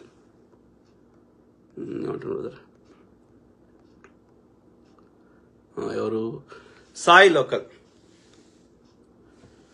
కరెక్ట్ బ్రదర్, మంచిగా తిట్టినావు. సాయి లోకల్ కరెక్ట్ తిట్టినావు. అమిత్ షాని బగ్గా తిట్టి, ఇంకా తిట్టి, అట్లనే తిట్టు. ఓకే, నిజంగా బతకాలే బ్రదర్. ఎవరు? కిషోర్ బాబు ఎర్లపాటి. ప్రవీణ్ పెట్టుకున్న జావా హెల్మెట్ సైడ్ లోగో ఉంది, right side, but wine shop లో వీడియోకి ఆ సైడ్ లోగో లేదు, జస్ట్ ఫ్రంట్ అండ్ బ్యాక్ ఉంది. Correct brother. ఇది నాకు ఇప్పుడు నేను షేర్ చేసి నేను చెప్పింది స్టార్టింగ్ లో, అది నాకు ఏమంటారు ఇప్పుడు వీళ్ళు ఏం చేస్తారు, ఇప్పుడు ఎవడన్నా నేరం చేసినాడు ఏం చేస్తాడు, వాళ్ళ దగ్గర కన్నా చెప్పుకుంటాడు. అట్లా ఇంటర్నల్ గా బయటపడ్డా ముచ్చట. ఓకే, ఇప్పుడు నువ్వు మనం చేసినాం అనుకో, ఏదైనా దొంగతనం ఏదైనా చేసినాం అనుకో, 4 పైసలు వాని ఇంట్లో వచ్చి దోసుకున్నాం అనుకో, ఒక్కరికైనా చెప్తాం కదా మనం, రైట్? ఎవరికో ఒకరిని చెప్పుకుంటే కదా ఉబ్బ ఆగదు కదా, రైట్? అది. సో అట్లా కత్తి మహేష్ని అదే పరిస్థితి. పెద్ద వెహికల్ వచ్చి ఆయన ముందట వచ్చి నిలబడుతుందంట, పక్వానికి ఒక్క దెబ్బ తగులుదంటే ఈయనకి ఒక్కనికే తగులుతుందంట. తగిలినా ఆయన బతికిండు, హాస్పిటల్లో పడ్డాడు, అపోలో హాస్పిటల్ పడ్డాడు, కానీ ఆయన సావలే. కొంచెం అది మంచి కరెక్ట్ ట్రీట్మెంట్ ఇస్తే బతికేటోడు. కావాలని ట్రీట్మెంట్ ఇవ్వద్దని చెప్పారు. అంటే ఏం చెప్తున్నా, ఆ నార్త్ ఇండియాలో ఉన్న వాళ్ళ చెత్తనా కొడుకులు, బీజేపీ చెందిన వాళ్ళు, వాళ్ళ ఐడియాలజీని ఇక్కడ రుద్దడానికి వాళ్ళని ఇక్కడ ఇంప్లిమెంట్ చేసేందుకు చేస్తున్న వాళ్ళు ఎవరా అంటే గోదావరి జిల్లాలకు చెందిన బాపన్న కొడుకులు, అట్లనే గోదావరి జిల్లాలనే గెలిచినటువంటి జన సైనికులు, ఈ పవన్ కళ్యాణ్ గాడు వాళ్ళంతా. ఎందుకంటే వాళ్ళు వచ్చిందే అక్కడ నుంచి. ఇప్పుడు నేను చెప్పిన బాపన్ దాని పేరు చెప్పిన కదా, మాధవలత, అది అమలాపురంది. ఓకే, పాలకొల్లో ఇది చెప్పింది. అది యవ్వంతో పడతాం అంతటి తిరుగుతుంది. అది వాస్తవవాది. ఇందులో చాలా కుట్ర కోణాలు ఉన్నాయి. Correct brother, correct. కాబట్టి మనము ఏమంటారు, మొండి పట్టు పట్టాలే. వాళ్ళు కేసుని అయితే మొండి పట్టు పడితే ఏం చేస్తారో సిబిఐ కేసు వేసేస్తారు, సుప్రీంకోర్టులో కానీ సిబిఐ కేసు వేస్తారు, ఇక విచారణకు రాదు. మోస్ట్లీ అది అవుతుంది. లేదు అంటే యాక్సిడెంట్ లెక్క అది రాసే ప్రయత్నం చేస్తారు. రాస్తే మనం ఇంత ఎడ్యుకేట్ చేస్తున్నాం కాబట్టి ప్రజలు కొట్లాడతారు కాబట్టి తప్పకుండా అది ఏమవుతుంది, సిబిఐకి విచారణకు అవుతుంది. కేసీఆర్ అదే అయింది కదా. అది నిజంగా అది హైకోర్టులో తీర్పు వచ్చి ఉంటే, లేకపోతే సిబిఐ సిఐడి మొత్తం అది అయిందంటే వానికి బీజేపీ వాని పేరు సంతోష్ వాని పేరు ఉంది, బిఎల్ సంతోష్, వానికి శిక్ష పడేది. మొత్తం ఆధారాలు ఉన్నాయి. సుప్రీంకోర్టుకి మార్చేశారు కేసుని. ఇక రాదు విచారణకి, ఇక రాదు. ఇస్తున్నది అర్థమైందా? అంటే న్యాయాన్ని లేట్ చేస్తున్నాం అంటే న్యాయాన్ని చంపుతున్నాం అని అర్థం.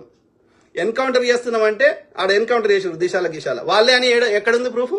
అక్కడ అది డ్రగ్స్ కేసులో ఆ పిల్లగాన్ని తీసుకొని ఎన్కౌంటర్ చేసి ఆ రైలు ట్రాక్ మీద పడేసారు రాజు అనే పిల్లగాన్ని. ఎందుకు చేసిర్రు? ఆ డ్రగ్స్ తెచ్చింది ఒకటో తెలిసింది అనుకో, కేటీఆర్ అందరు విక్తారు, అమిత్ షా. కాబట్టి ఆ వాస్తవాలు రావద్దంటే ఏం చేస్తారు, ఆడ ఆ పిల్లగాన్ని ఎన్కౌంటర్ చేస్తారు, ఆ పేరు మీద నిజాన్ని ఎన్కౌంటర్ చేస్తారు వాళ్ళు. సింపుల్. భూమేష్ ఆర్మీ లవర్ ఏమంటున్నారు? లేదు బ్రదర్, ఎవరు స్క్రిప్ట్ చేయాల్సిన అవసరం నాకు లేనే లేదు. నేను ఫస్ట్ హ్యాండ్ గా ఎక్స్పీరియన్స్ అయినా. నీకు కావాలంటే ఇప్పుడు ఓనోని పేర్లు చెప్తున్నా, వాళ్ళ నంబర్లతో సహా మీకు షేర్ చేయమంటే షేర్ చేస్తా. మాధవిలత అనేది షేర్ చేస్తా. ఆడు రామ్ మాధవ్ దోస్తు, అమిత్ షాకి రైట్ హ్యాండ్ రామ్ మాధవ్. ఈడోడో వరంగల్ ఉంటాడో ఆర్ఎస్ఎస్ సంబంధించినోడు, వాన్ నంబర్ షేర్ చేయమంటే షేర్ చేస్తా. నా ఇంటి ముందటికి వచ్చి నేను పోలీసానికి ఇమీడియట్ కాల్ చేసినా ఆ పోలీస్ వివరాలు కూడా ఉంటాయి పోలీస్ స్టేషన్ లో.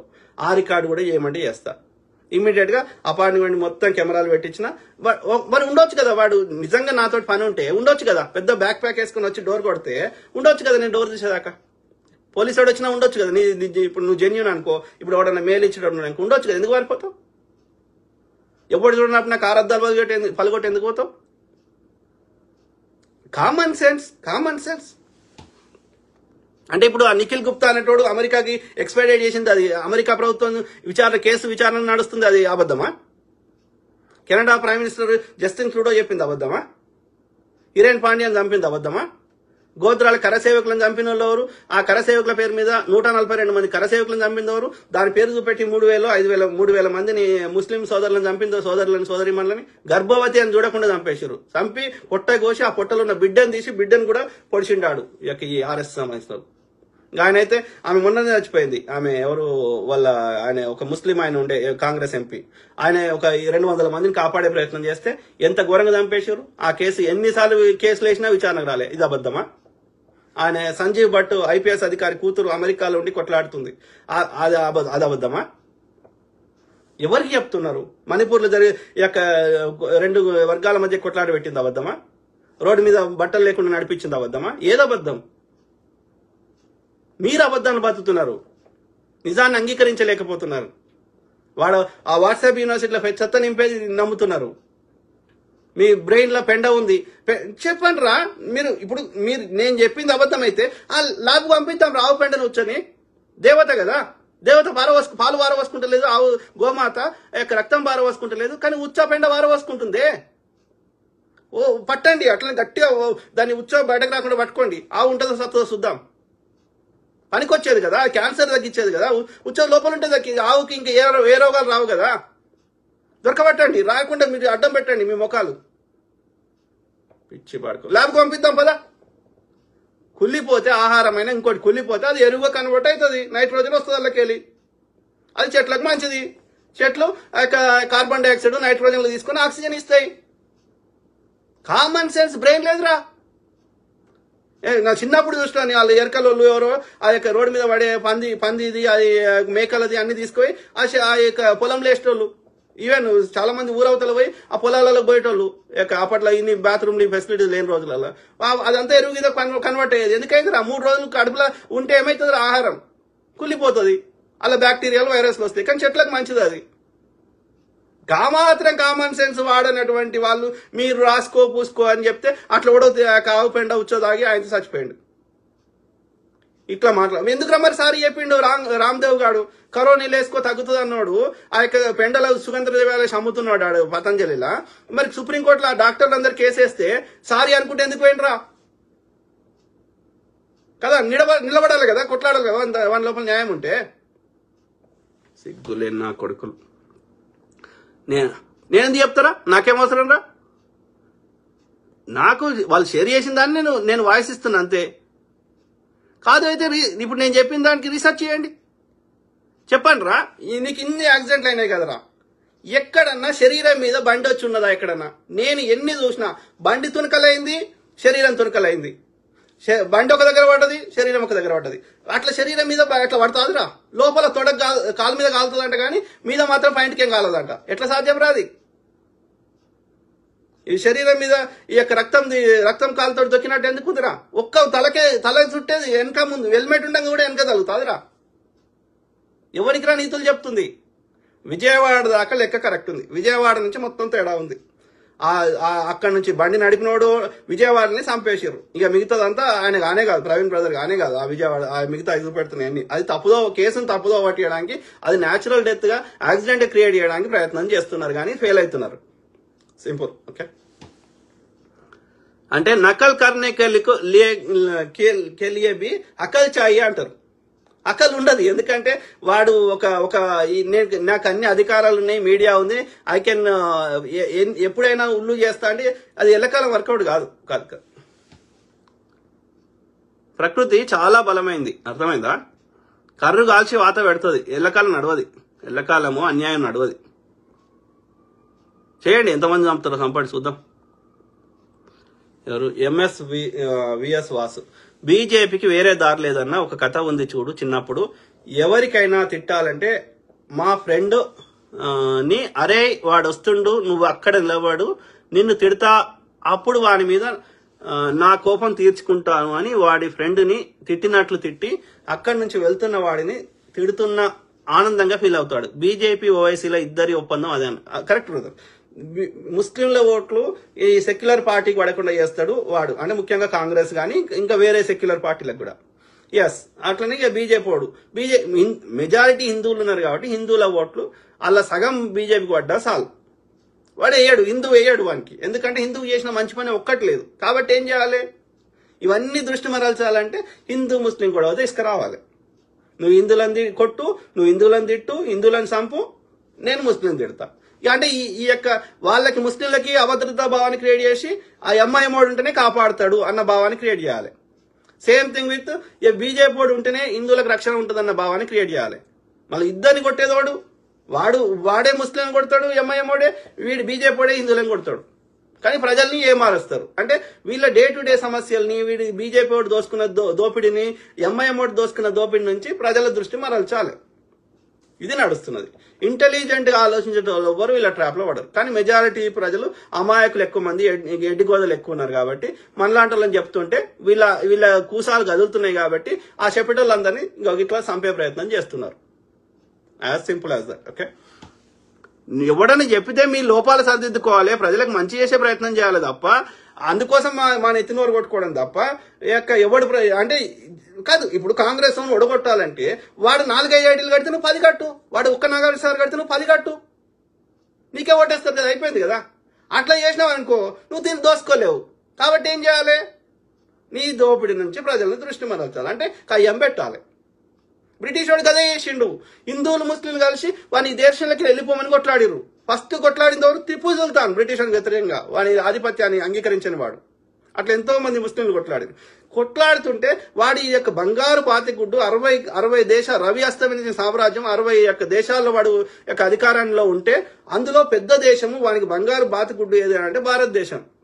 వానికి సైనికులు కావాలన్నా భారతదేశమే, నిధులు కావాలన్నా భారతదేశమే, పంటలు కావాలన్నా భారతదేశమే. కాబట్టి ఈ బంగారు బాతిగుడ్డుని ఎందుకు వదిలేసుకుంటున్నాడు? కాబట్టి ఏం చేసిండు?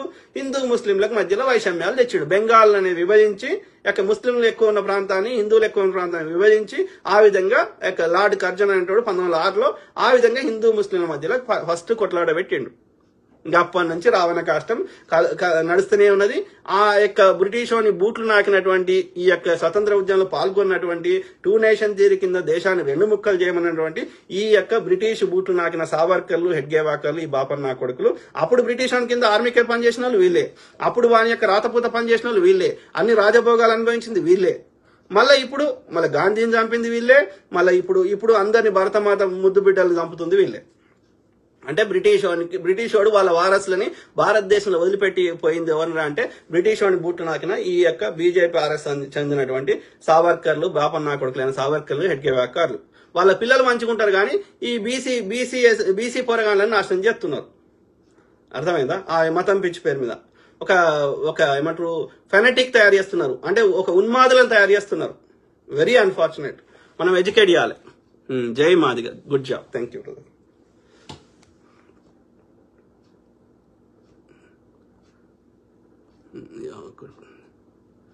జై మాదిగ. మీరు అక్కడ ఉండి మాట్లాడడం కాదు, ఇక్కడ వచ్చి మాట్లాడితే మరో కొంతమందికి తప్పకుండా బ్రదర్. నాకు ఒక 2 కొడుకులు ఉన్నారు. నేను ఈ బీజేపీ వాడు చెప్పక ముందు నేను ఎప్పుడు వచ్చినా 2001లో వచ్చిన. అర్థమైందా? నేను గత 24 ఏళ్ళు అయింది నేను అమెరికాకు వచ్చి. నేను స్టూడెంట్ గా ఉస్మాన్ యూనివర్సిటీ ఓయూ క్యాంపస్ లో బయోమెడికల్ ఇంజనీరింగ్ అయిపోయినాక 2000 అయిపోయింది. 2001లో అది GRE టోఫెల్ రాసి నా క్లాస్మేట్స్ అందరు వచ్చిరని వచ్చినాక ఇప్పుడు నాకు పిల్లలు 2 కొడుకులు. ఒకడు ఎంత 2010లో పుట్టిండు, అంటే ఎంత ఇప్పుడు 14 ఏళ్ళు, ఇంకోటి 12 ఏళ్ళు. సో ఇక్కడ నేను సెటిల్ అయిపోయి ఇక్కడ ఉండి వాళ్ళకు ఒక దారి చూపెట్టాల్సిన బాధ్యత ఒక తండ్రిగా నాకు లేదా? కాబట్టి నాకు ఈ బీజేపీ నేను గత 10 ఏళ్ల నుంచి 2015 నుంచి మాట్లాడుతున్నా. రైట్? 25 ఏళ్ళు అయింది, 24 ఏళ్ళు అయింది వచ్చి, ఒక 10 ఏళ్ల నుంచి మాట్లాడుతున్నా. రైట్? అంటే ఈ బీజేపీ ఏది ఏమంటారు, బీజేపీ పుట్టక ముందు హిందుత్వం ఉంది, రేపు ఎత్తేసినాక హిందుత్వం ఉన్నట్టు ఈ బీజేపీ చెప్తే నేను రాలేదు, బీజేపీ వద్దంటే నేను ఊరుకోను.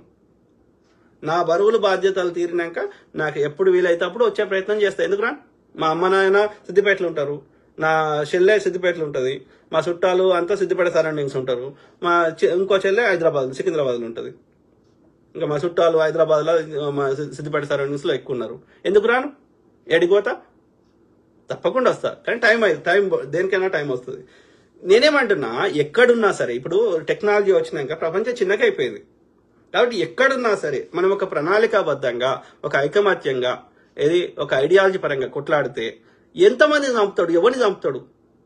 సాధ్యం కాదు. ఇప్పుడు వాడు వచ్చి చంపడానికి వచ్చిండనుకో, ఇప్పుడు ఆ బ్రదర్ డే టైంలో పోయి ఉండి ఒక 4 ఫ్రెండ్స్ని పట్టుకొని పోయింది, ఒక బందోబస్తు వాహనంలో పోయి ఒక 4 రాడ్లు పెట్టుకుంటే వాడు కొట్టడానికి వస్తే మనం వాడు 4 కొడితే మనం ఒకటైనా కొట్టేటోళ్ళం కదా.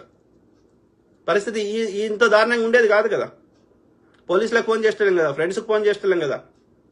ఆయన ఒంటరిగా పోవడము, రాత్రిపూట పోవడము, తర్వాత నేను ఎక్కడికి పోయినా ఒంటరిగానే పోతా అని చెప్పడము, ఇవన్నీ వాళ్ళకి ఏమంటారు, అన్ని నువ్వు క్లూస్ ఇచ్చినట్టు అయిపోయింది కదా. కాబట్టి మనం ఒక ప్రణాళికబద్ధంగా ఇప్పుడు ఎట్లయితే ఒక జేఏసీ ఏర్పడి తెలంగాణ ఉద్యమం చేసినట్టు, ఇంకోటి చేసినట్టు అందరు కలిసి ఒక కార్యాచరణ కింద ఏర్పడితే తప్పకుండా ఎట్లా చేద్దాం, ఏం చేద్దామని ఆలోచించి దానికి కావాల్సిన ఒక డొనేషన్స్ అవసరమైతే వసూలు చేసుకొని ఒక ఏమంటారు వీళ్ళ లోపలనే ఒక మనం ఆయుధాలు పట్టుకునే ఆర్మీలు గేర్మీలు కాకపోయినా, భీమ్ ఆర్మీలు, ఇంకో RSS పారామిలిటరీ దళాలుగా కాకపోయినా, ఆయుధాలు పట్టుకోకపోయినా మనం ఒక ఏమంటారు బాక్సర్ లాగా ఒక రక్షణ కవచంగా ఏర్పడవచ్చు కదా. రైట్? మనం రక్షించుకోవచ్చు కదా, ప్రజల ముందు వాళ్ళని దోషులు నిలబెట్టవచ్చు కదా. వాడు ధైర్యవంతుడు అంటే పబ్లిక్లో వచ్చి కొడతాడు కదా, సాటంగా ఎందుకు కొడతాడు అంటే వాడు పిరికి సన్నాసి. వాడు ధైర్యవంతుడు పబ్లిక్లో వచ్చి కొడతాడు, ఏమవుతుంది అయిందని. కాబట్టి వాడి పిరికోడు, వాడు నిజాన్ని తట్టుకునే దమ్ము లేదు, నిజంగా పబ్లిక్లో వచ్చి కొట్టే దమ్ము లేదు. ఆ పిరికి సన్నాసులకి మనం భయపడతామా? నో. మనము ఐకమత్యంగా ఉండి ఒక కార్యాచరణతో ఉంటే ఎవ్వడు మన తెరుగురాడు, మన జాగ్రత్తలు మనం తీసుకుని ఉంటే ఏం చేయలేడాడు. అర్థమైందా? తమిళనాడులో ఏం చేస్తున్నాడు? వాళ్ళ మీద హిందీ భాష రుద్దే ప్రయత్నం చేస్తుండు, తోలు తీస్తున్నారు. ఎందుకంటే వాళ్ళు ఐకమత్యంగా ఉన్నారు. కాబట్టి మనం ఐకమత్యంగా ఉంటే మనం అందరం శూద్రులం. ఏం చేయలేడాడు, గడ్డి పోస కూడా విక్కలేడు. వాడు ఉత్తర భారతదేశంగా ఏం చదువుతారో అక్కడ జనాలు వాళ్ళు కూడా చైతన్యం కావాలని కోరుకుందాం, కానీ ఇక్కడ మనం ఏం బీకలేడు. ఈ ఆంధ్రప్రదేశ్ లో ఎడినా కొడుకులు, గోదావరి జిల్లాలో చెందిన వాళ్ళు, ఈ జన సైనికులు, ఆ బ్రాహ్మణ ముండా కొడుకులు, ఆ తిరుపతి మొత్తం చూడండి అంత బాబన్నా కొడుకులే. నువ్వు 10 ఎంత చెప్పిండాడు ఇప్పుడు చెప్పినోడే, అన్న నువ్వు 1 కోటి 2 కోట్లు అయ్యి నీకు తెలిసిన బాపరోడు ఉంటే చెప్పు, తిరుపతి గుళ్ళే నీకు ఆ బోర్డ్ ఆఫ్ డైరెక్టర్లు ఎవరైనా చెప్పిద్దాం అని అంటున్నాడు. ఇది పరిస్థితి. అది మొత్తం తిరుపతి కంపు పట్టించారు. అది పైసలతో ఈ నిలుగుబొట్టున వాళ్ళంతా పైసలు వెంబడి పడతారు. అడ్డపట్టున అట్లా పడరు. మీరు చూడండి, అబ్జర్వ్ చేయండి. ఏ శివాలయం పోండి, మీరు ప్రశాంతత ఉంటుంది. కానీ అదే ఈ నిలుబొట్టున్న దగ్గర పోండి, బంగారం, శివుడు ఏం లేకుండా ఏమంటారు ధ్యానం చేస్తాడు. శివుడు అన్న బుద్ధుడు అన్న ఒకటే. ఓకే, అదే ప్రశాంతత, మానసిక ప్రశాంతత దొరుకుతుంది. నువ్వు నిలుబొట్టున ఆలయాలకు బంగారము, వజ్రాలు, వైడూర్యాలు, నాగబంధాలు, గి చెత్తనే ఉంటది. మొత్తం పైసలు, కరప్షన్ ఇదే ఉంటది చెత్త. నువ్వు తల్లి. Yes, you are true brother. Thank you brother.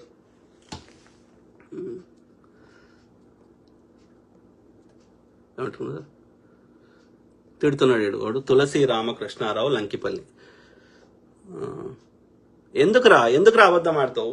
Tulasi Ramakrishna brother కలుపు. నీ వర్షన్ చెప్పు, నా వర్షన్ చెప్తా. లేదు అంటే నేను అడిగిన ప్రశ్నలకు సమాధానం చెప్పు. సింపుల్. ఇప్పుడు నేను యాక్సిడెంట్ అయితే ఆయనకి ఒక ముఖం తప్ప వేరే దగ్గర ఎందుకు గాయాలు కావు? ఒక షర్ట్కి ఎక్కడ ఎందుకు కావు? అట్లా యాక్సిడెంట్ అయితే ఆయన మీద వచ్చి బండి ఎట్లా పండుకుంటుందా? చెప్పు. తులసి రామకృష్ణారావు లంకిపల్లి, మీరు చేసిన పాపాలను కప్పిపుచ్చుకోవడానికి యాక్సిడెంట్ చేస్తా అంటే ఎల్లకాలం నడవది. ఒక కత్తి మహేష్ గారి విషయంలోనో, ఒక గద్దరన్న విషయంలోనో మీరు తప్పించుకున్నారేమో. గౌరీ లంకేష్ గారి విషయంలో తప్పించుకోలే కదా, దొరికిపోయినారు కదా. రైట్, అవునే కదా? సో ఎల్లకాలం నడవదు అట్లా అన్యాయం. ఎట్లకాలము ఎవరు చిన్నపిల్లలు పాలు తాగి సంటిపొరగాండు, అమ్మ పాలిస్తే పాలు తాగి వండుకుంటే ఎవరు లేరు. మీకు ఎంత తెలివి ఉందో మీకంటే ఎక్కువ మాకు కూడా తెలివి ఉంది కదా. మీ లెక్క మేము చేయకపోవచ్చు, కానీ మీరు చేస్తున్న తప్పు అని గ్రహించలేని స్థితిలో మేము లేము. ఇడ ఎవడు ఇట్లా ఏలేసుకొని కూర్చోలేడా? అర్థమైందారా నాయన? తులసి రామకృష్ణ లంకిపల్లి అంటున్నావు. నీ నాకు చెప్పుకోకు, నీ అంతరాత్మకు చెప్పుకో. నువ్వు చేస్తున్న తప్ప రైటా? పక్కోని మోసం చేయగలుగుతావు, కానీ మన అంతరాత్మను నువ్వు మోసం చేసుకోలేం కదా. ఆలోచించు బ్రదర్. ఇది నువ్వు చెప్పే, అందుకే అంటున్నా, మీరు హిందువులు కాదు. మీరు యొక్క ఆర్య బ్రాహ్మణుల ఉచ్చదాగే అంధభక్తులు. మీరు సనాతన అధర్మాన్ని, వివక్షను పెంచి పోషించే గాడిద కొడుకులు. దినకర్ బత్తులు ఏమంటున్నారు? క్రైమ్ సీన్ లో బైక్ బాడీపై పడుకోబెట్టడమే కాదు, పక్కన స్పెక్స్, మాస్క్ చాలా జాగ్రత్తగా పక్కన పెట్టి ఉంచారు. Correct brother. మాస్క్ నలగొద్దు అని, గ్లాసెస్ ని విరగొద్దు అని ప్రవీణ్ గారు వాటిని పక్కన పెట్టి మరలా బైక్ మీదన పెట్టుకొని పండుకుండిపోయారు. అలా చనిపోయారట. ఇది చెప్తారు బ్రదర్. మన చెవులలో తామర పూలు పెడుతూనే ఉన్నారు. ఇక కొందరు అమాయక యువకులు, వాళ్ళకు ఒక బద్దకస్తులైన యువకులు పెట్టించుకుంటారు తామర పూలు, కానీ మాలాంటలను పెట్టించుకోం. వాడు గెలుస్తలేడు. నేను హానెస్ట్ గా చెప్తున్నా. ఇన్ని కుట్రలు చేసినా, ఆ యొక్క సిబిఐ, ఈడీ, ఐటీ చెప్పి అందరినీ వాళ్ళకి తీసుకున్నా, ఎన్ని చేసినా వాళ్ళు గెలుస్తలేరు. హానెస్ట్ గా చెప్తున్నా. వాళ్ళ చెత్త నిండితే కొంతమంది యువకులు, ఒక రైతు ఎందుకు ఓటేస్తాడు బీజేపీకి? రైతు తన పంట గురించి ఆలోచిస్తాడు, కానీ ఆడవడో మతం గురించి ఆయనకి ఎందుకు ఆలోచన ఉంటుంది? No way. వాళ్ళ మతం వచ్చిలో ఒక 5-10% యువకులు, బీసీకి చెందిన యువకులు తప్ప ఎవ్వడు పడతలేడు. వాడి భారతదేశం మొత్తం వానికి ఉన్న ఓటింగ్ పర్సెంటేజ్ మాక్సిమం 20%. ఏది ఆ ఉత్తర భారతదేశంలో. దక్షిణ భారతదేశంలో అది కూడా లేదు. 5% కూడా ఎక్కడ దాటది. 1-2% నుంచి మాక్సిమం 5%. మిగతా ఎట్లా వస్తుంది, ఎట్లా గెలుస్తుండు అంటే మోసం, ఈవీఎంలలో మోసం, ఆ యొక్క నంబర్స్లలో మోసం. ఎలక్షన్ కమిషన్ అధికారికి వాడు అక్కడ మోసం చేస్తున్నాడు. మొత్తం మోసమే. అర్థమైందా? గతంలో ఎలక్షన్ కమిషన్ అధికారిని నియమించాలంటే ప్రధానమంత్రి, ప్రతిపక్ష నేత, సుప్రీంకోర్టు జడ్జి, ఈ ముగ్గురు కలిసి నిర్ణయించేటోళ్ళు. మొన్న ఏం చేసిర్రు? ఆ సుప్రీంకోర్టు జడ్జిని తీసేసి అందులో ఈ యొక్క కేంద్ర మంత్రిని పెట్టిండు, అమిత్ షాని పెట్టారు. అంటే ఇప్పుడు సుప్రీంకోర్టు జడ్జి నిర్ణయం ఎవరిని, ఈవీఎం ఎన్నికల కమిషన్ అధికారిని ఎవరు నియమిస్తారు? మోడీ, అమిత్ షా, ప్రతిపక్ష నేత రాహుల్ గాంధీ. సుప్రీంకోర్టు జడ్జిని తీసేసారు. అంటే ఈ ముగ్గురు ఇట్లా ఇద్దరు ఎడిది కోటేస్తే వాళ్ళదే కదా. అంటే అమిత్ షా, మోడీ వేరేది కోటేస్తారా? అంటే ఆ ఎన్నికల కమిషన్ అధికారిని వీళ్ళకి నచ్చిన వాళ్ళని పెట్టుకుంటుండు. మొత్తం మోసమే. ఎన్నికలు ఫేర్ గా జరిగితే ఒక్క రాష్ట్రంలో బీజేపీకి గెలవదు. 20% కూడా ఓట్లు రావు. ఇట్లా మాట్లాడొద్దు. చేయండి. ఎంతమంది చంపుతారు సంపూర్ చూద్దాం. లేదు, ఊరుకోం. మీ బొంద పెట్టుడే, మీ తప్పిదాలను ప్రజల మధ్యలో ఎండగట్టుడే. ప్రజలందరం ఒక ఫ్రెంచ్ విప్లవంలో ఎట్లయితే వచ్చిందో, వాడిని ఫ్రెంచ్ రాజుగాన్ని ఎట్లయితే ఉరిదీసారో పబ్లిక్ లా, ఆ రోజులు దగ్గర పడ్డాయి. అర్థమైందా? ప్రకృతి మాత ఊరుకోదు. సాయుధ పోరాటం ఎట్లయితే అయిందో అట్లాంటి పోరాటాలు అనునిత్యం జరుగుతాయి. మీ బీజేపీ ఆర్ఎస్ అంజనోళ్ళని పారదోలుడే జరుగుతుంది. చేద్దాం. ఎంతమంది చేస్తారో చేయరు చూద్దాం. కిషోర్జీ ఏమంటారు బ్రదర్, అసలు యాక్సిడెంట్ స్పాట్ లో ఎంత స్పీడ్ లో పోతున్నాడు, 70 నుంచి 100 కిలోమీటర్లు వచ్చి బైక్ స్కిడ్ అయితే దాని ఇంపాక్ట్ ఎంత ఉంటుంది, బైక్ స్టెమ్స్ విరిగే ఛాన్స్ ఉందా, పల్టీలు కొట్టే ఛాన్స్ ఉందా, అంత స్పీడ్ లో వచ్చి 5 ఫీట్ల డిస్టెన్స్ లో కూడా బైక్ పోలేదా, అక్కడ మట్టి బురద ఉంటే అక్కడికక్కడే ఆగిపోతుందా, ఫిజిక్స్ లాస్ ని ఈ ఇన్సిడెంట్ సాటిస్ఫై చేస్తుందా, శాటిలైట్ ఇమేజెస్ లేవా, ముందు రోజు శాటిలైట్ ఇమేజ్ ద్వారా అక్కడ శాటిలైట్ ఇమేజ్ ద్వారా చూడొచ్చు కదా, అసలు యాక్సిడెంట్ వరకు సీసీటీవీ ఫుటేజ్ ఉంది, దాని తర్వాత సీసీ ఫుటేజ్ ఎందుకు లేదు, కరెక్ట్, వందల డౌట్లు ఉన్నాయి. ఒక సింపుల్ బ్రదర్, విజయవాడలో ఎక్కడెక్కడ ఆ రాత్రి ఏమేం జరిగింది, ప్రవీణ్ బ్రదర్ ఎక్కడ ఎవరిని కలిసి 4 గంటలు ఎవరినో కలిసిండు, ఆ 4 గంటలు ఎవరినో కలిసినాక ఏం జరిగింది తెలుసుకుంటే అన్ని విషయాలు బయట పడతాయి. విజయవాడలో ఉన్న అన్ని సీసీ ఫుటేజ్లను పట్టుకొస్తే ఆ రోజు ఎక్కడెక్కడ ఏ వాహనాలు పోయినాయి, ఏమైంది, ఈయన 4 గంటలు ఎవరిని కలిసిన తర్వాత ఏమైంది తెలుసుకుంటే మొత్తం తెలిసిపోతుంది. విజయవాడలో హత్య జరిగింది, ఈయన కిడ్నాప్ చేసిర్రు, తీసుకుపోయారు, ఆ విజయవాడలో చేసిర్రు, మిగతాదంతా సీసీ విజయవాడ తర్వాత కొవ్వూరు గివ్వూరు అదంతా ఫేకే, ఆ సీసీ ఫుటేజ్లు అన్ని ఫేకే. ఓకే, ఒక ఒక ఒక ఒక వేరే పెద్ద వాహనాల ఆ శరీరాన్ని తీసుకొని వచ్చిర్రు, ఆడ బైక్ నేమో ఒకటి నడుపుకుంటూ వచ్చిండు, ఒకడు ఆ 7 ఒకటి నడుపుకుంటూ వచ్చిండు, ఆ యొక్క శవాన్ని ఆడ పెట్టిర్రు, పెట్టి దాని మీద అట్లా పెట్టి అదే యాక్సిడెంట్ లెక్క క్రియేట్ చేసిర్రు అంతే. ఆ బైక్ల మీద ఎందుకు వచ్చిండు అంటే బైక్ దేవాలి ఒకటి, రెండోది ఆ సీసీ ఫుటేజ్లలో ఈ బైక్ మీద వచ్చిన ఆయన్నే ప్రవీణ్ అన్నట్టుగా క్రియేట్ చేయాలి. మొత్తం విజయవాడలో జరిగింది ఆ రోజు రాత్రి. మొత్తం విజయవాడ రిలేటెడ్ మొత్తం సీసీ ఫుటేజ్లు పట్టుకొని వస్తే ఎవ్రీ ఇన్ఫర్మేషన్ వస్తుంది, సింపుల్. ఓకే, ఇక ప్రవీణ్ బ్రదర్ ఫోను ఆయనతోటే ఉండేనా చంపినప్పుడు, లేకపోతే ఈ 7 ఒకటి తీసుకోండి అనేది మనకు తెలియదు. అది కూడా తెలిస్తే ఆ ఫోన్ ఫోరెన్సిక్ రిపోర్ట్ లో ఆ ఫోన్ ఎక్కడెక్కడికి పోయిందో అది కూడా తెలిసిపోతుంది.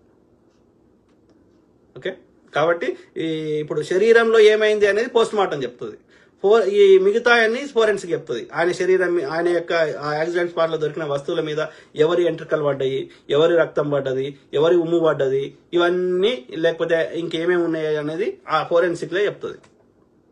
ఓకే, అంత కష్టం కాదు తెలుసుకోవడం.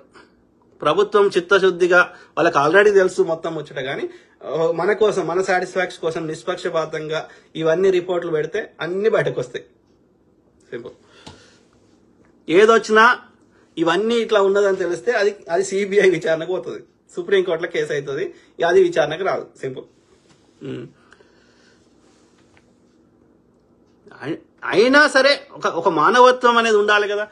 ఇంకా వాళ్ళు చంపిన వాళ్ళకి ఎందుకు ఉంటుంది, వాడు మానవత్వం ఉన్నోడు ఎందుకు చంపుతాడు, కాబట్టి పండుగని సంబరం చేస్తున్నాడు. మహాత్మా గాంధీని చంపే, జాతిపితను చంపే, ముస్లిం లెక్క వేషం వేసుకొని సుంతి వేయించుకొని మహాత్మా గాంధీని చంపి వీధులలో స్వీట్లు పంచుకున్నారు. ఇక వీళ్ళకి మానవత్వం ఎక్కడి నుంచి ఉంటుంది? ఆయన హిందువులకు ఏం అన్యాయం చేసిండు, ముస్లింలకు ఏం అన్యాయం చేసిండు? అంత ధైర్యం అంటే మరి ముస్లిం ఎందుకు చెప్తున్నావు? ముస్లిం చెప్తే హిందూ ముస్లిం గొడవ కావాలి. ఇది ఈ బ్రాహ్మణుల బతుకు. Very unfortunate. శివుడు అన్న ఆయన మందు కొన్నట్టు సీసీ ఫుటేజ్ రోడ్డు మీద ఆగిన పిక్స్ ఉన్నాయి. కరెక్ట్ బ్రదర్, ఉన్నాయి. ఉంటే ఏమైంది? కొనుక్కుంటే అది వేరే ఫ్రెండ్ గిఫ్ట్ ఇచ్చిండా, ఆయనే పొద్దుకి దోస్తు దగ్గర పోయినాక తాగుదాం అనుకున్నాడా తెలియదు కదా. తాగే నడిపిండా అనుకుందాం ముచ్చట కోసం. తాగి నడిపితే యాక్సిడెంట్ అయితే గంత మంచిగా ఆయన తెచ్చుకొని ఆయన మీద మండ పెట్టుకుంటాడా? శరీరం మీద ఎక్కడ గాయాలు కావా? తాగి నడిపి అదే రోడ్లో పోతాడు తాగినోడు, పక్క రోడ్లో పోడా, ఆపోజిట్లో పోతే పెద్ద వాకిలు వచ్చి గుద్దితే ఉంటాడా? ఆయన శరీరం ముక్కలు కాదా, బండి ముక్కలు కాదా? Common sense.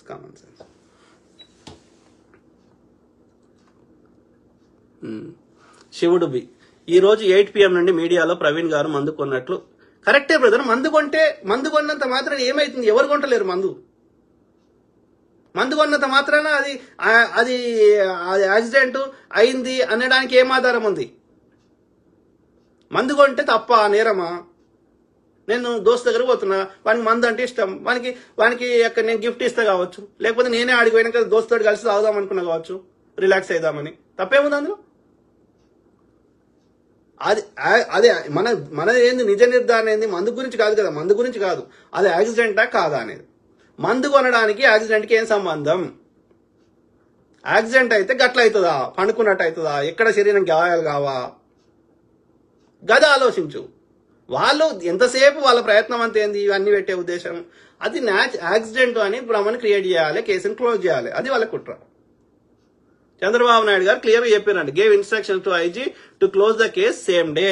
కానీ ప్రజలు మొండిపాటు పట్టి కొట్లాడుతారు కాబట్టి, శవాన్ని ఎట్లయినా తీసుకోవాలి కాబట్టి అది చేస్తాం చూస్తాం కొంత శాంతి పరిచే ప్రయత్నం చేస్తున్నారు. చంద్రబాబు నాయుడు ఏం చేయగలుగుతాడు? ఏం చేయలేడు. అమిత్ షాకి వ్యతిరేకంగా మాట్లాడితే ఆయన పని చేశారు కదా, తీసుకొని 40 రోజులు 60 రోజులు జైల్లో పెట్టారు కదా. అమిత్ షా పర్మిషన్ లేకుండా జరిగినాయి ఇవన్నీ. ఆయన బీజేపీకి తెప్పించుకోవడానికి చేసిన ప్రయత్నాలు అవన్నీ. సింపుల్. ఆయన ఏం చేయలేడు. ఆయన నిమిత్తం ఈ ప్రస్తుతానికి ఏం చేయలేడు. ఆయన చేస్తే మళ్ళీ తీసుకొచ్చి ఏం చేస్తారు, ఈయన జైల్లో పెడతారు, ఆ యొక్క మన జగన్ని మళ్ళీ అధికారంలో పెడతారు. చంద్రబాబు నాయుడు చెప్పినట్టు లేకపోతే మళ్ళీ జగన్ తీసుకొచ్చి కూర్చుంటే పెడతారు. వాడు జగన్ ఎట్లయినా వింటాడు, ఎందుకంటే ఆయన మీద 100 కేసులు ఉన్నాయి. లేదంటే ఆయన జగన్ కూడా పెడతారు. కాబట్టి జగన్ కూడా పెట్టేసి పవన్ కళ్యాణ్ సీఎం చేస్తారు. ఏముందల్లా ఈవీఎంలు మన చేలు ఉన్నాయి కదా. రాజేష్ రోహిత్ ఇంత చక్కగా కూర్చోబెట్టి హెచ్డి ఫోటోలు తీసి 6 రోజుల తర్వాత అందించిన వాడిని కూడా అదుపులో తీసుకుంటే వాస్తవాలు బయటకు వస్తాయి. ఎస్ బ్రదర్, ప్రాపర్ గా మనమే ఒక సామాన్యులమే మనకి ఇంత టెక్నాలజీ అన్నిటికీ యాక్సెస్ లేకపోయినా ఇంత విశ్లేషణ చెప్పగలుగుతున్నాం అంటే పోలీసులను కూడా నేను తప్పు పడతలేను. ఎందుకంటే వాళ్ళు నిమిత్త మాత్రులు. ఆ పోలీసు వాడు కరెక్ట్ చెప్పిండు అనుకో, వాడిని తీసేసి కొని పెడతారు. వాళ్ళని కూడా చంపుతారు, జడ్జిలనే చంపారు. Very unfortunate. మంచి లేదు దునియా. ఏమంటున్నారు కదా, చేద్దాం, కంప్లీట్ చేద్దాం.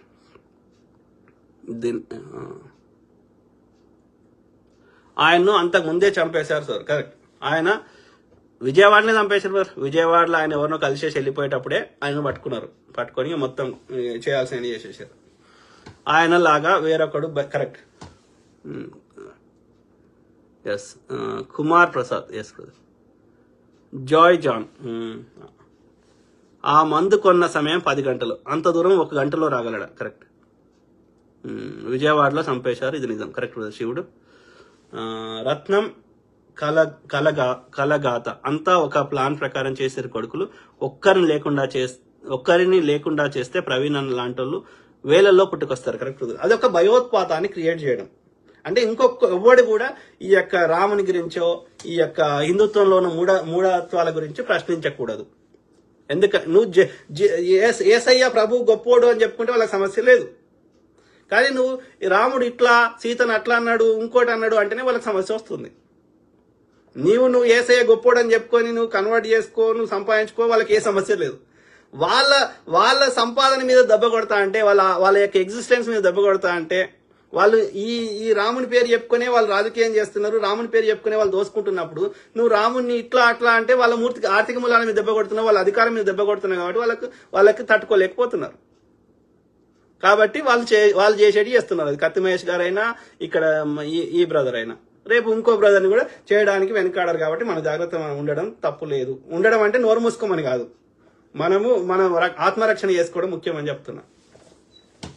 అర్థమైందా? శివుడు విజయవాడ సిసి ఫుటేజ్ ఒక్కటి కూడా పోలీసులు బయట పెట్టడం లేదు. కరెక్ట్. ఏది పెడతలేరు, టైం పాస్ చేస్తున్నారు తప్ప, ఏదో పనికిరాని యాక్సిడెంట్ అని క్రియేట్ చేసే విధంగా ఉన్నాయే పెడుతున్నారు తప్ప, అది యాక్సిడెంట్ కాదు, హత్య అని చెప్పేది ఏది బయట పెడతలేరు పోలీసులు. పోస్ట్ మార్టం రిపోర్ట్ వచ్చింది అంటాడు కానీ అది ఏమొచ్చిందో చెప్పడు పోలీస్ ఆయన, ఐజీ అధికారి. ఏదో ఫైనల్ రాలేదు, ఏదో ప్రిలిమినరీ వచ్చింది అంటాడు కానీ అది ఏమొచ్చిందో అది కూడా చెప్పడు. వాళ్ళు ఎన్నో అడిగారు విలేకరులు ప్రశ్నలు. శరీరం మీద ఇట్లా కాలుతో దొక్కింది, రక్తం ఉంది అంటే సపోర్ట్ చేయడు అంటాడు తప్ప దానికి కరెక్ట్ ఆన్సర్ చెప్పాడు. ఇంకా మాకు రావాలి రిపోర్ట్. ఏదైనా కాంప్లికేటెడ్ క్వశ్చన్ ఇది కాదు అన్నది ఉందనుకో, నిన్న ఇద్దరు వచ్చారు కదా, ఐజీ అధికారి వచ్చిండు, ఇంకో సేమ్ ఎస్పీ వచ్చాడు కదా, ఇద్దరు ఏది యాక్సిడెంట్ అని చెప్పేది ఏమో నోరు తెరిచి చెప్తారు, యాక్సిడెంట్ రిలేటెడ్ సపోర్ట్ గా మాట్లాడేటి. ఏదైతే క్రిటికల్ ఉన్నాయో చూసారా, మనలాంటి అందరం ప్రశ్నిస్తున్నాం కదా, వీటిని అక్కడ ఉన్న విలేకరులు అడిగారు, ఆ ఐజీని అడిగినారు, అట్లనే ఎస్పీని అడిగారు. దానికి మాత్రం కరెక్ట్ సమాధానం చెప్తలేరు. ఇంకా మాకు పూర్తి వివరాలు రాలేదు, మేము ఇంకా ఇది చేస్తున్నాం, కానీ చంద్రబాబు నాయుడు గారు వచ్చి అప్డేట్ ఇవ్వమన్నారు కాబట్టి ఇస్తున్నాం, ఇంకా మాకు రావాలి, ఇట్లా నానవేస్తున్నారు తప్ప దానికి మిగతా వాటికి ఆన్సర్ చెప్తున్నారు. ఆ సీసీ ఫుటేజ్ ఇదని చెప్తారు, ఈ సీసీ ఫుటేజ్ చెప్తారు, కానీ అసలు ముచ్చడి చెప్తలేదు. 4 గంటలు కలిసిండు, 4 గంటలు అక్కడ స్పెండ్ చేసిండు అని చెప్తున్నాడు ఐజీ అధికారి. మరి ఆ 4 గంటలు ఎవరితో కలిసిండు అంటే తెలియదు అంటాడు. మరి అక్కడ ఏమైంది ఆ 4 గంటల తర్వాత అంటే ఏం తెలియదు అంటాడు. ఇంకా మేము చేయాలి, ఇంకా మేము కనుక్కోవాలంటాడు. అంటే వాళ్ళకి ఇన్ని తెలిసినప్పుడు గవేం తెలియదు. They know everything but they are helpless. వాళ్ళకి అన్ని తెలిసినా వాళ్ళు అచేతనం. వాళ్ళ అమిత్ షా ఈ ముఖ్యమంత్రి, ప్రధానమంత్రి లేదంటే హోంశాఖ మంత్రి వాళ్ళ చేయిలో ఏమంటారు బందీలు అయిపోయారు. వాళ్ళు ఏం చెప్పినా వాళ్ళకి భిన్నంగా వాస్తవాలు చెప్పితే వాళ్ళ ఉద్యోగాలు పోతాయి. కాబట్టి ఏం చేయలేదు. అంటే ఈ చిన్న జిఆర్ గాడు ఇదంతా ఒక అమిత్ షా తోటి చెప్పి వేయించండి అనేది మనకు అర్థమవుతుంది. చిన్న జిఆర్ గాడు, రాధా మనోహర్ గాడు. జాయ్ ఈ మందు ఫోటోలు ఆ టీవీ వారికి ఎలా వచ్చాయి? పోలీసులు కదా బహిర్గతం చేయాలి అంటే పోలీసులే వాళ్ళకి ఇచ్చారు. సీసీ ఫుటేజ్ ఎవరి దగ్గర ఉంటాయి? లేదంటే మందు షాప్ దగ్గర ఉంటాయి కదా. ఎవ్రీ షాప్ వాళ్ళ దగ్గర ఉంటాయి కదా సీసీ ఫుటేజ్. వీడు విలేకరు పోయి అడిగిండు కావచ్చు, కానీ ఆ పర్టికులర్ దానిలో కొన్నాడు అని ఇంకెట్లా తెలుసు? అంటే ఆ టీడీపీలో ఉన్నాడు ఆ పోలీస్ అధికారి ఎవడో చెప్పింటాడు కదా టీడీపీలో ఉన్న వాళ్ళు ఎవరో కావచ్చు.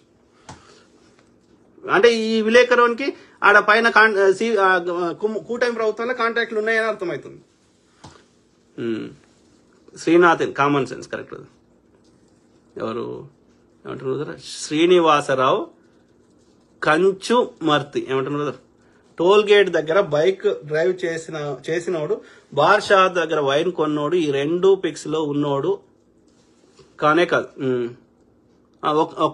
చదువుదాం మొత్తం. టోల్ గేట్ దగ్గర బైక్ డ్రైవ్ చేసినోడు, బార్ షాప్ దగ్గర వైన్ కొన్నోడు, ఈ 2 పిక్స్ లో ఉన్నోడు ఒకడే కానీ ఇతను పాస్టర్ ప్రవీణ్ పగడాల మాత్రం కాదు. అంతే అంటారు కదా, కావచ్చు. Maybe you're right. కేసును తప్పుదో పట్టించడానికి పెద్ద డ్రామానే ప్లాన్ ప్రకారం ప్లే చేశారు.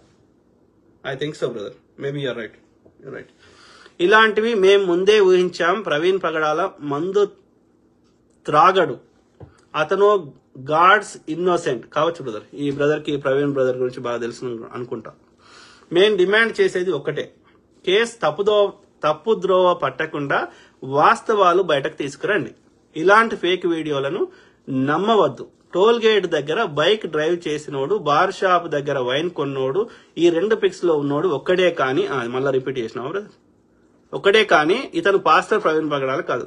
మళ్ళీ అదే కొట్టినట్టున్నావు కదా, కరెక్ట్. సో అది అర్థమైందా బ్రదర్? ఏం పేరు బ్రదర్ పేరు?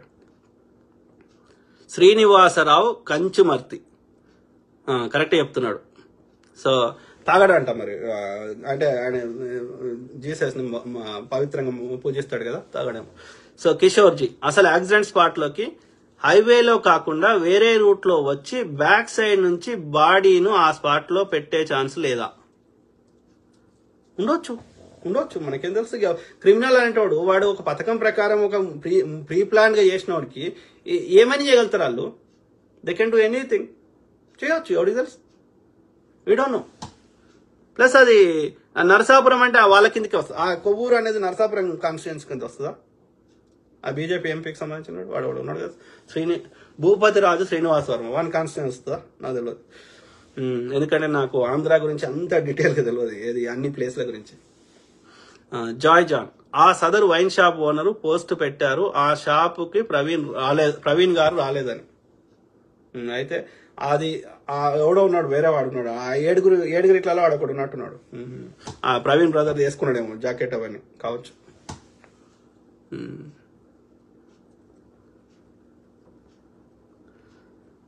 మొత్తం మీద అయితే మనకు అర్థమవుతుంది కదా బ్రదర్, ఇది ఒక పెద్ద పథకం ప్రకారం చేసిర్రు, ఇది హత్య అనేది మనకు క్లియర్గా అర్థమవుతుంది.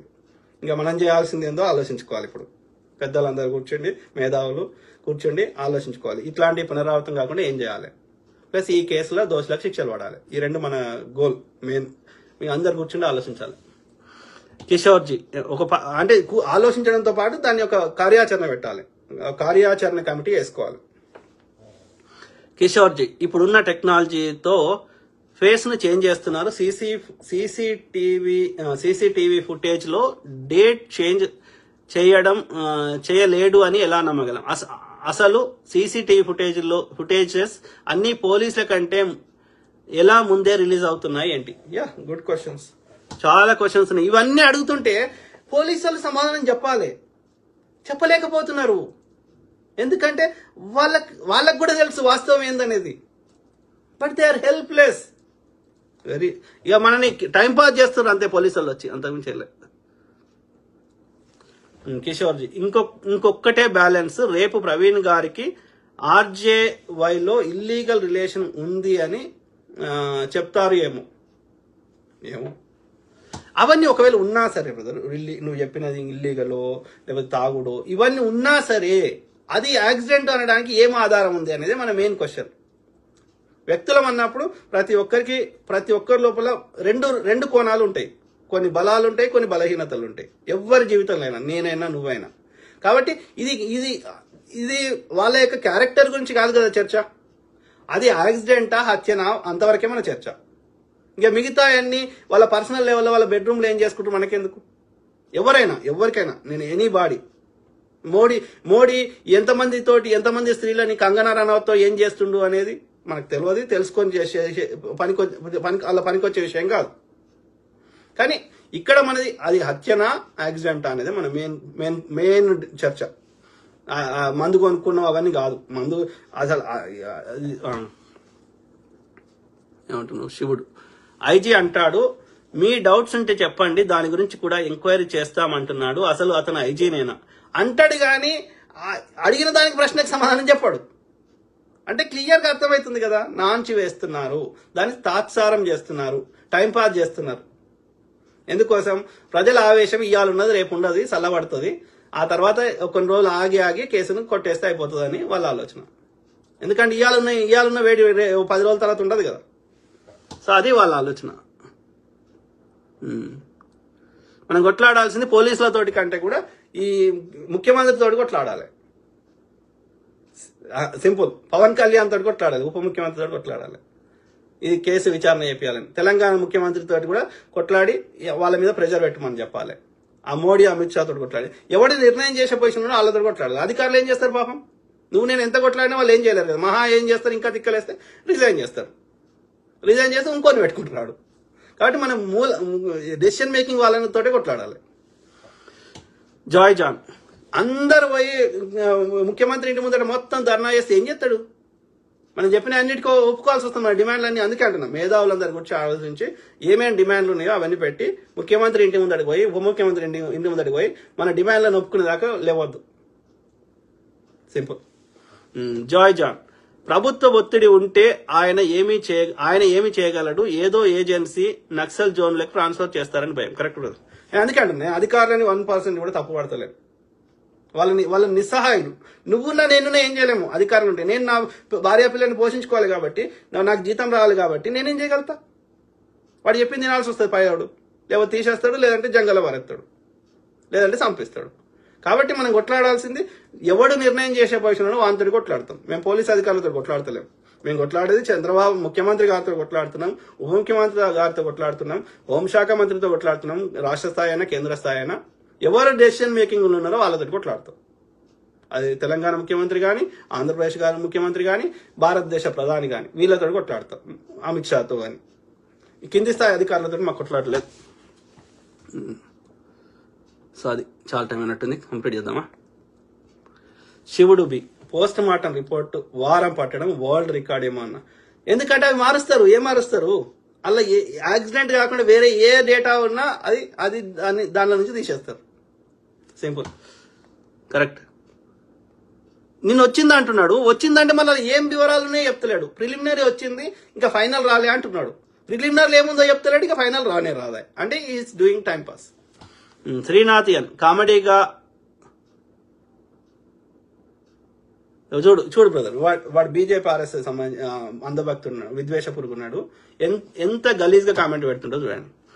కామెడీగా ఉందిరా నిన్ను చూస్తుంటే. ఇంకా 100 సంవత్సరాలు శ్రీనాథ్ ఎన్ అంటావు అని పేరు. ఎన్నంటే ఇంటి పేరు ఎందుకు పెట్టుకోలేదురా? శ్రీనాథ్ ఎన్. ఇంకా 100 సంవత్సరాలు ఇట్లా మొరిగినా నువ్వు పీకేదేం లేదు. Next BJP in Telangana. ఇంకా 50 years బీజేపీ ఉంటదిరా కేంద్రంలో. ఎందుకురా మరి ఎన్నికలు? చింపి భారతపు రాజ్యాంగం లంచ కొడక. రే శ్రీనాథ్ లంచ కొడక, నువ్వు అంత ధైర్యంగా చెప్తున్నావు కదరా, ఎందుకురా ఎన్నికలు? ఎందుకురా లంబడి కొడక? చింపే రాజ్యాంగం చింపేసి. సౌదీ అరేబియాలో ఎన్నికలు అయితే లేవు, ఇక చాలా దేశాలు అయితే లేవు. మేమెందుకు కొట్లాడతాం రా? నువ్వు రాజ్యాంగం చింపేసి భారతదేశం ప్రజాస్వామిక దేశం కాదు అని రాసి మోడీ ఉంటాడు, మోడీ వచ్చినాక ఈ శ్రీనాథ్ గాడు అవుతాడని రాసేయి రాజ్యాంగంలో. రాజ్యాంగం కాదు, నీ మనుష్య ధర్మశాస్త్రం రాసేసి మేమెందుకు కొట్లాడుతాం రా? మేము కొట్లాడుతున్నది అది ప్రజాస్వామ్యం, ప్రజలను చైతన్యం చేద్దామని కాదు. మేము ఎన్నికల ప్రాసెస్ నే దొబ్బ పెడతాము, మేము ఇట్లనే చేస్తాం, లంచ కొడుకులాము, మేము భూమిని ఎంతకాలం ఉంటాము అని మీరు అనుకుంటే మరి ఎందుకు లేటర్ ఎట్కే గాడు ఎందుకు చచ్చిండ్రా? వాజ్పేయికి చెప్పుకొని రోగాలు ఎందుకు చచ్చిండ్రా? మురళీ మనోహర్ జోషి గాడు ఎందుకు చచ్చిండ్రా? రాసిరా లంచ కొడక రే శ్రీనాథ్ లంచ కొడక. మోడీ గాడు భూమిని ఎంతకాలం ఉంటాడు రాసిరా. బాపన్న కొడుకులు భూమిని ఎంతకాలం ఉంటాడు రాసిరా లంచ కొడక. నువ్వు ఉంటావని రాసిరా లంచ కొడక. మీ నాయన మీ తాత చావలేదురా లంబడి కొడక. లుచ్చనా కొడక. మనకి ప్రజాస్వామిక దేశం కాబట్టి ప్రజలు చైతన్యం చేస్తున్నాం. పెండదింట చచ్చిపోతారు కాబట్టి సావద్దని చెప్తున్నాం. అది చాలురా. మీ చెత్త నుంచి ప్రజల్ని కాపాడుకుంటే మాకు అది చాలు. ప్రజలందరినీ ఇబ్బంది పెట్టి సావుపో. మీరే చెప్పారు కదా కర్మ ఎవడు తప్పించుకోలేడని. మరి చిన్నజీఆర్ గాడు చావడరా, రామానుజ గాడు చావలేదురా. లంచా కొడక, సిగ్గులేని లంచ. ఏం చేసుకుంటారు అధికారం? కాదురా, ఉంటాడు కదరా వాడు, సస్తాడు కదరా మోడీ గాడు, అమిత్ షా గాడు చావడరా. లంచా కొడక, నీతి లేని పాడుకో. నీ అన్నదమ్ములు అందరిని ఇబ్బంది పెట్టి ఏం చేసుకుంటారా? వాళ్ళ శవాల మీద పేలాలు ఏరుకునే పాడుకో. రారా చర్చకు కదా దమ్ముంటే. తంతరు పట్టుకొని ఏ రోగం వచ్చి చచ్చో ఎవడికి తెలుసు? ఆలోచించుకోబే శ్రీనాథ్ లంచ కొడక. బోసడికేగాడు, సిగ్గులేని లంచ కొడుకు. అరే మనం తిన్నది అరగాలి కదరా. గుండె మీద చేయి పెట్టుకుంటే నిద్ర రావాలి కదరా లంచ కొడక. ఏం మాట్లాడుతున్నావు బే? మరి ఎన్నికలు ఎందుకురా? ఆ ఎన్నికలకి అయ్యే పైసలు కూడా వేస్ట్ కదరా బోసిడికే. వాడే రాసుకున్నాడు పుస్తకం. ఎందుకు ఎన్నికల రాజుల కాలంలో ఎన్నికలు లేని రోజులలో ఎవడు కొట్లాడిన రాజుతోటి ఎవడు కొట్లాడలే. వాడు 200 ఏళ్ళు పరిపాలించినా సప్పుడు చేయలే. మరి నీకు అట్లా చేసేదంటే చేసేయరా, రాసేయరా పుస్తకం అంటున్నా. ఇట్లా ఈ తలకాయ మా తలకాయ ఎందుకు తింటావు? మా టైం ఎందుకు వేస్ట్ చేస్తావు? కాదు, నువ్వు రాజరికమే ఉంటుంది భారతదేశంలో రాసినాక, ఒక పర్టికులర్ బీజేపీ లంచ కొడుకులు పరిపాలిస్తారని రాసినాక మేము ఎందుకు కొట్లాడతారా? మా టైం ఎందుకు వేస్ట్ చేసుకుంటారా? సిగ్గులేని బాడుకో. అన్నం తింటున్నావు రా లంచ కొడుక. Ram Mohan Santi, you are 100% true brother. Thank you brother. ఈ లంచ కొడుకులకి ఏ దాని మీద చర్చకు రారు, గిట్లనే అడమైన కామెంట్ పెడతారు గంతే. పిచ్చి పాడుకో. ఇట్లనే వాడు నిన్న గట్ల ఓడో చేసిండాడు బీజేపీ వాడు, అంధభక్తుడు పాపం యువకుడు తెలియక. ఇవాళ వచ్చి సార్ చెప్తుండాడు, నువ్వు నీ అడ్రస్ చెప్పురా శ్రీనాథ్, నిన్ను కూడా అంటారు కావచ్చు ప్రజలు. చెప్పురా, మేము అట్లా ఏం మీ లెక్క రాజ్యాంగబద్ధంగానే జైల్లో పెట్టిపిస్తాం నువ్వు చెప్పిన కామెంట్కి. అర్థమైందారా లంచ కొడుక? శివుడు అన్న బీజేపీ బత్తాయిల్లో మన బీసీలే బానిస ఉడిగని చేస్తున్నారు ఎక్కువగా. కరెక్ట్. అందుకే మనం యువకులే బ్రదర్, యువకులే 5-10% బీసీకి చెందిన యువకులు తప్ప ఎవ్వరు కూడా వాళ్ళ ట్రాప్ లో పడతలేరు. అర్థమైందా? వాళ్ళు నిజంగా ప్రజలు ఓట్లు వేస్తే గెలుస్తలేరు. వాళ్ళు మోసం చేస్తున్నారు అంతవరకే. శ్రీనాథ్ హిందూ దేశం చేస్తారు. హిందూ దేశమే రాది, హిందూ దేశమే అది. హిందూస్థాన్ హిందూ నది కావాల ఉన్న ప్రాంతం అన్నా హిందూ దేశమే అది. నువ్వు సొంతంగా ఇంకా చేసేది ఏం లేదాడా.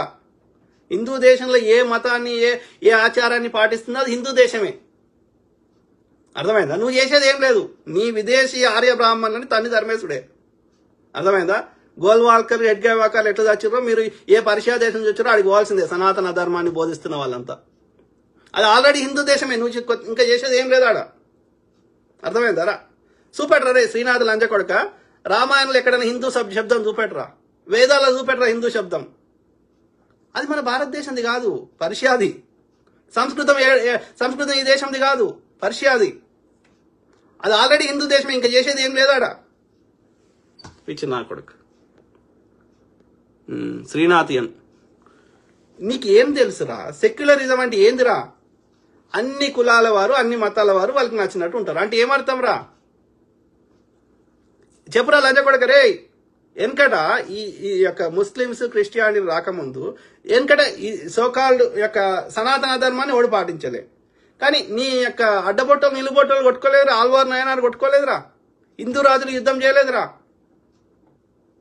ఏం మాట్లాడతాడు? అందుకే అంటున్నా, ఈ లంచ కొడుకులకి ఏ దాని మీద అవగాహన లేదు. అందుకండి ఇట్లాంటి షీడ పురుగులో ఒక ఆడవాడు ఉంటాడు వందల వేలల్లో. ఈ లంచ కొడుకులకు ఏ విషయం మీద అవగాహన లేదు. అర్థమైందా? వీళ్ళొక ఉన్మాదులు అంటారా మరి? అన్ని దేశాలలో అట్లా అంటారా? ఇండియాకి సంబంధించిన అందరిని నిలబడతామంటారు ప్రపంచ దేశాలు. ఏం చెప్తారా లంచ కొడుక శ్రీనాథ్? మరి ఎందుకు అమెరికాకు వచ్చి ఎందుకు పెట్టిండ్రా హూస్టన్లో మీటింగ్ మోడీ గారు? ఏం పనిరా? క్రిస్టియన్ దేశాలకు ఎందుకు పోతుండ్రా? ఇస్లాం దేశాలకు ఎందుకు పోతుండ్రా మోడీ గారు? లంచ కొడుక నీ అమ్మ బతుకు కాదు.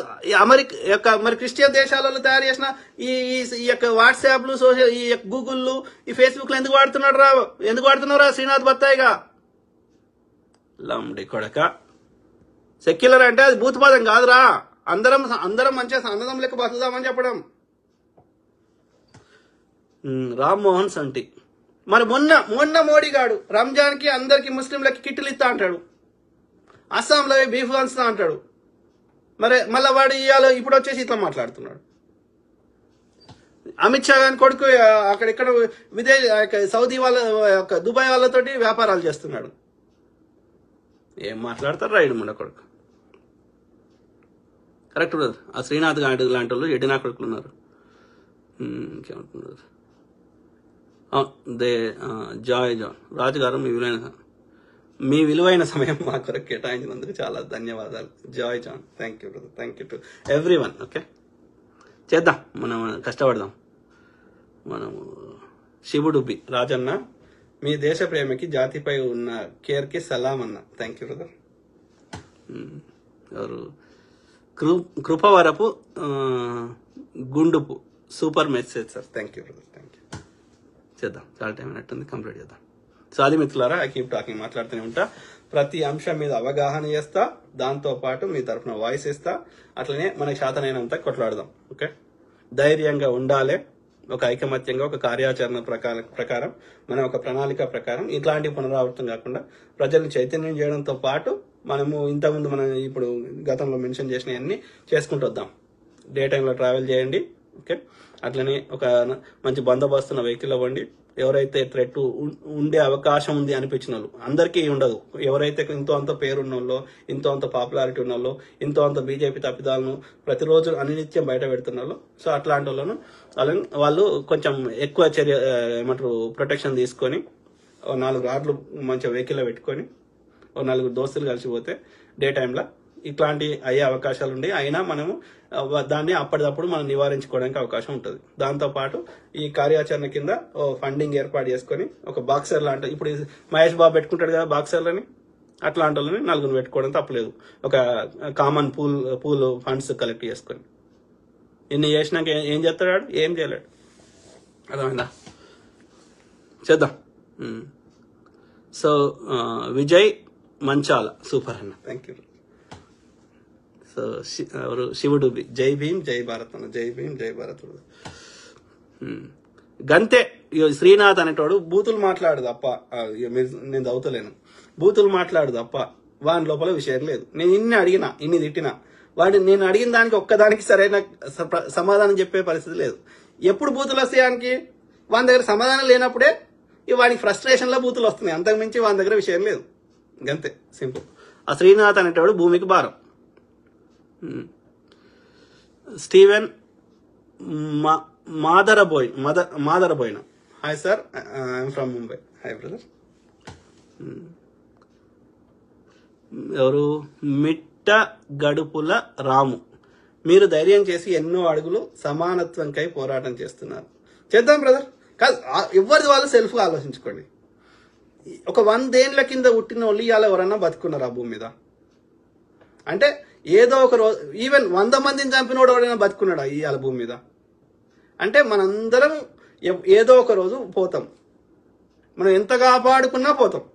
అది ప్రకృతి ధర్మం అన్నప్పుడు ఎప్పుడు పోతే పోని, మనకు నచ్చినట్టు మనం బతుకుతాము, కరెక్ట్ బతుకుతాము. ఆ క్రమంలో పోతే పోని, మన చేయలేని దాని గురించి 1% ఆలోచించవద్దు. మనకు కరెక్ట్ అనిపించింది చేసుకుంటూ పోదాం. సింపుల్. ఏదో ఒక రోజు మనం చంపినోడు కూడా పోతాడు కదా, వాడు ఉంటాడా? ఎంతో మందిని ఉరి తీసిన రాజులు ఇవాళ ఉన్నారా? కాబట్టి వర్రీ కావద్దు, దేనికి వర్రీ కావద్దు. సంతోషంగా ఉండే ప్రయత్నం చేయాలి. మనకు కరెక్ట్ అనిపించింది చేసుకుంటూ పోవాలి. కాకపోతే మన జాగ్రత్తలు మనం తీసుకుంటూ మనకు నచ్చింది మనం చేసుకుంటూ పోవాలి. సింపుల్.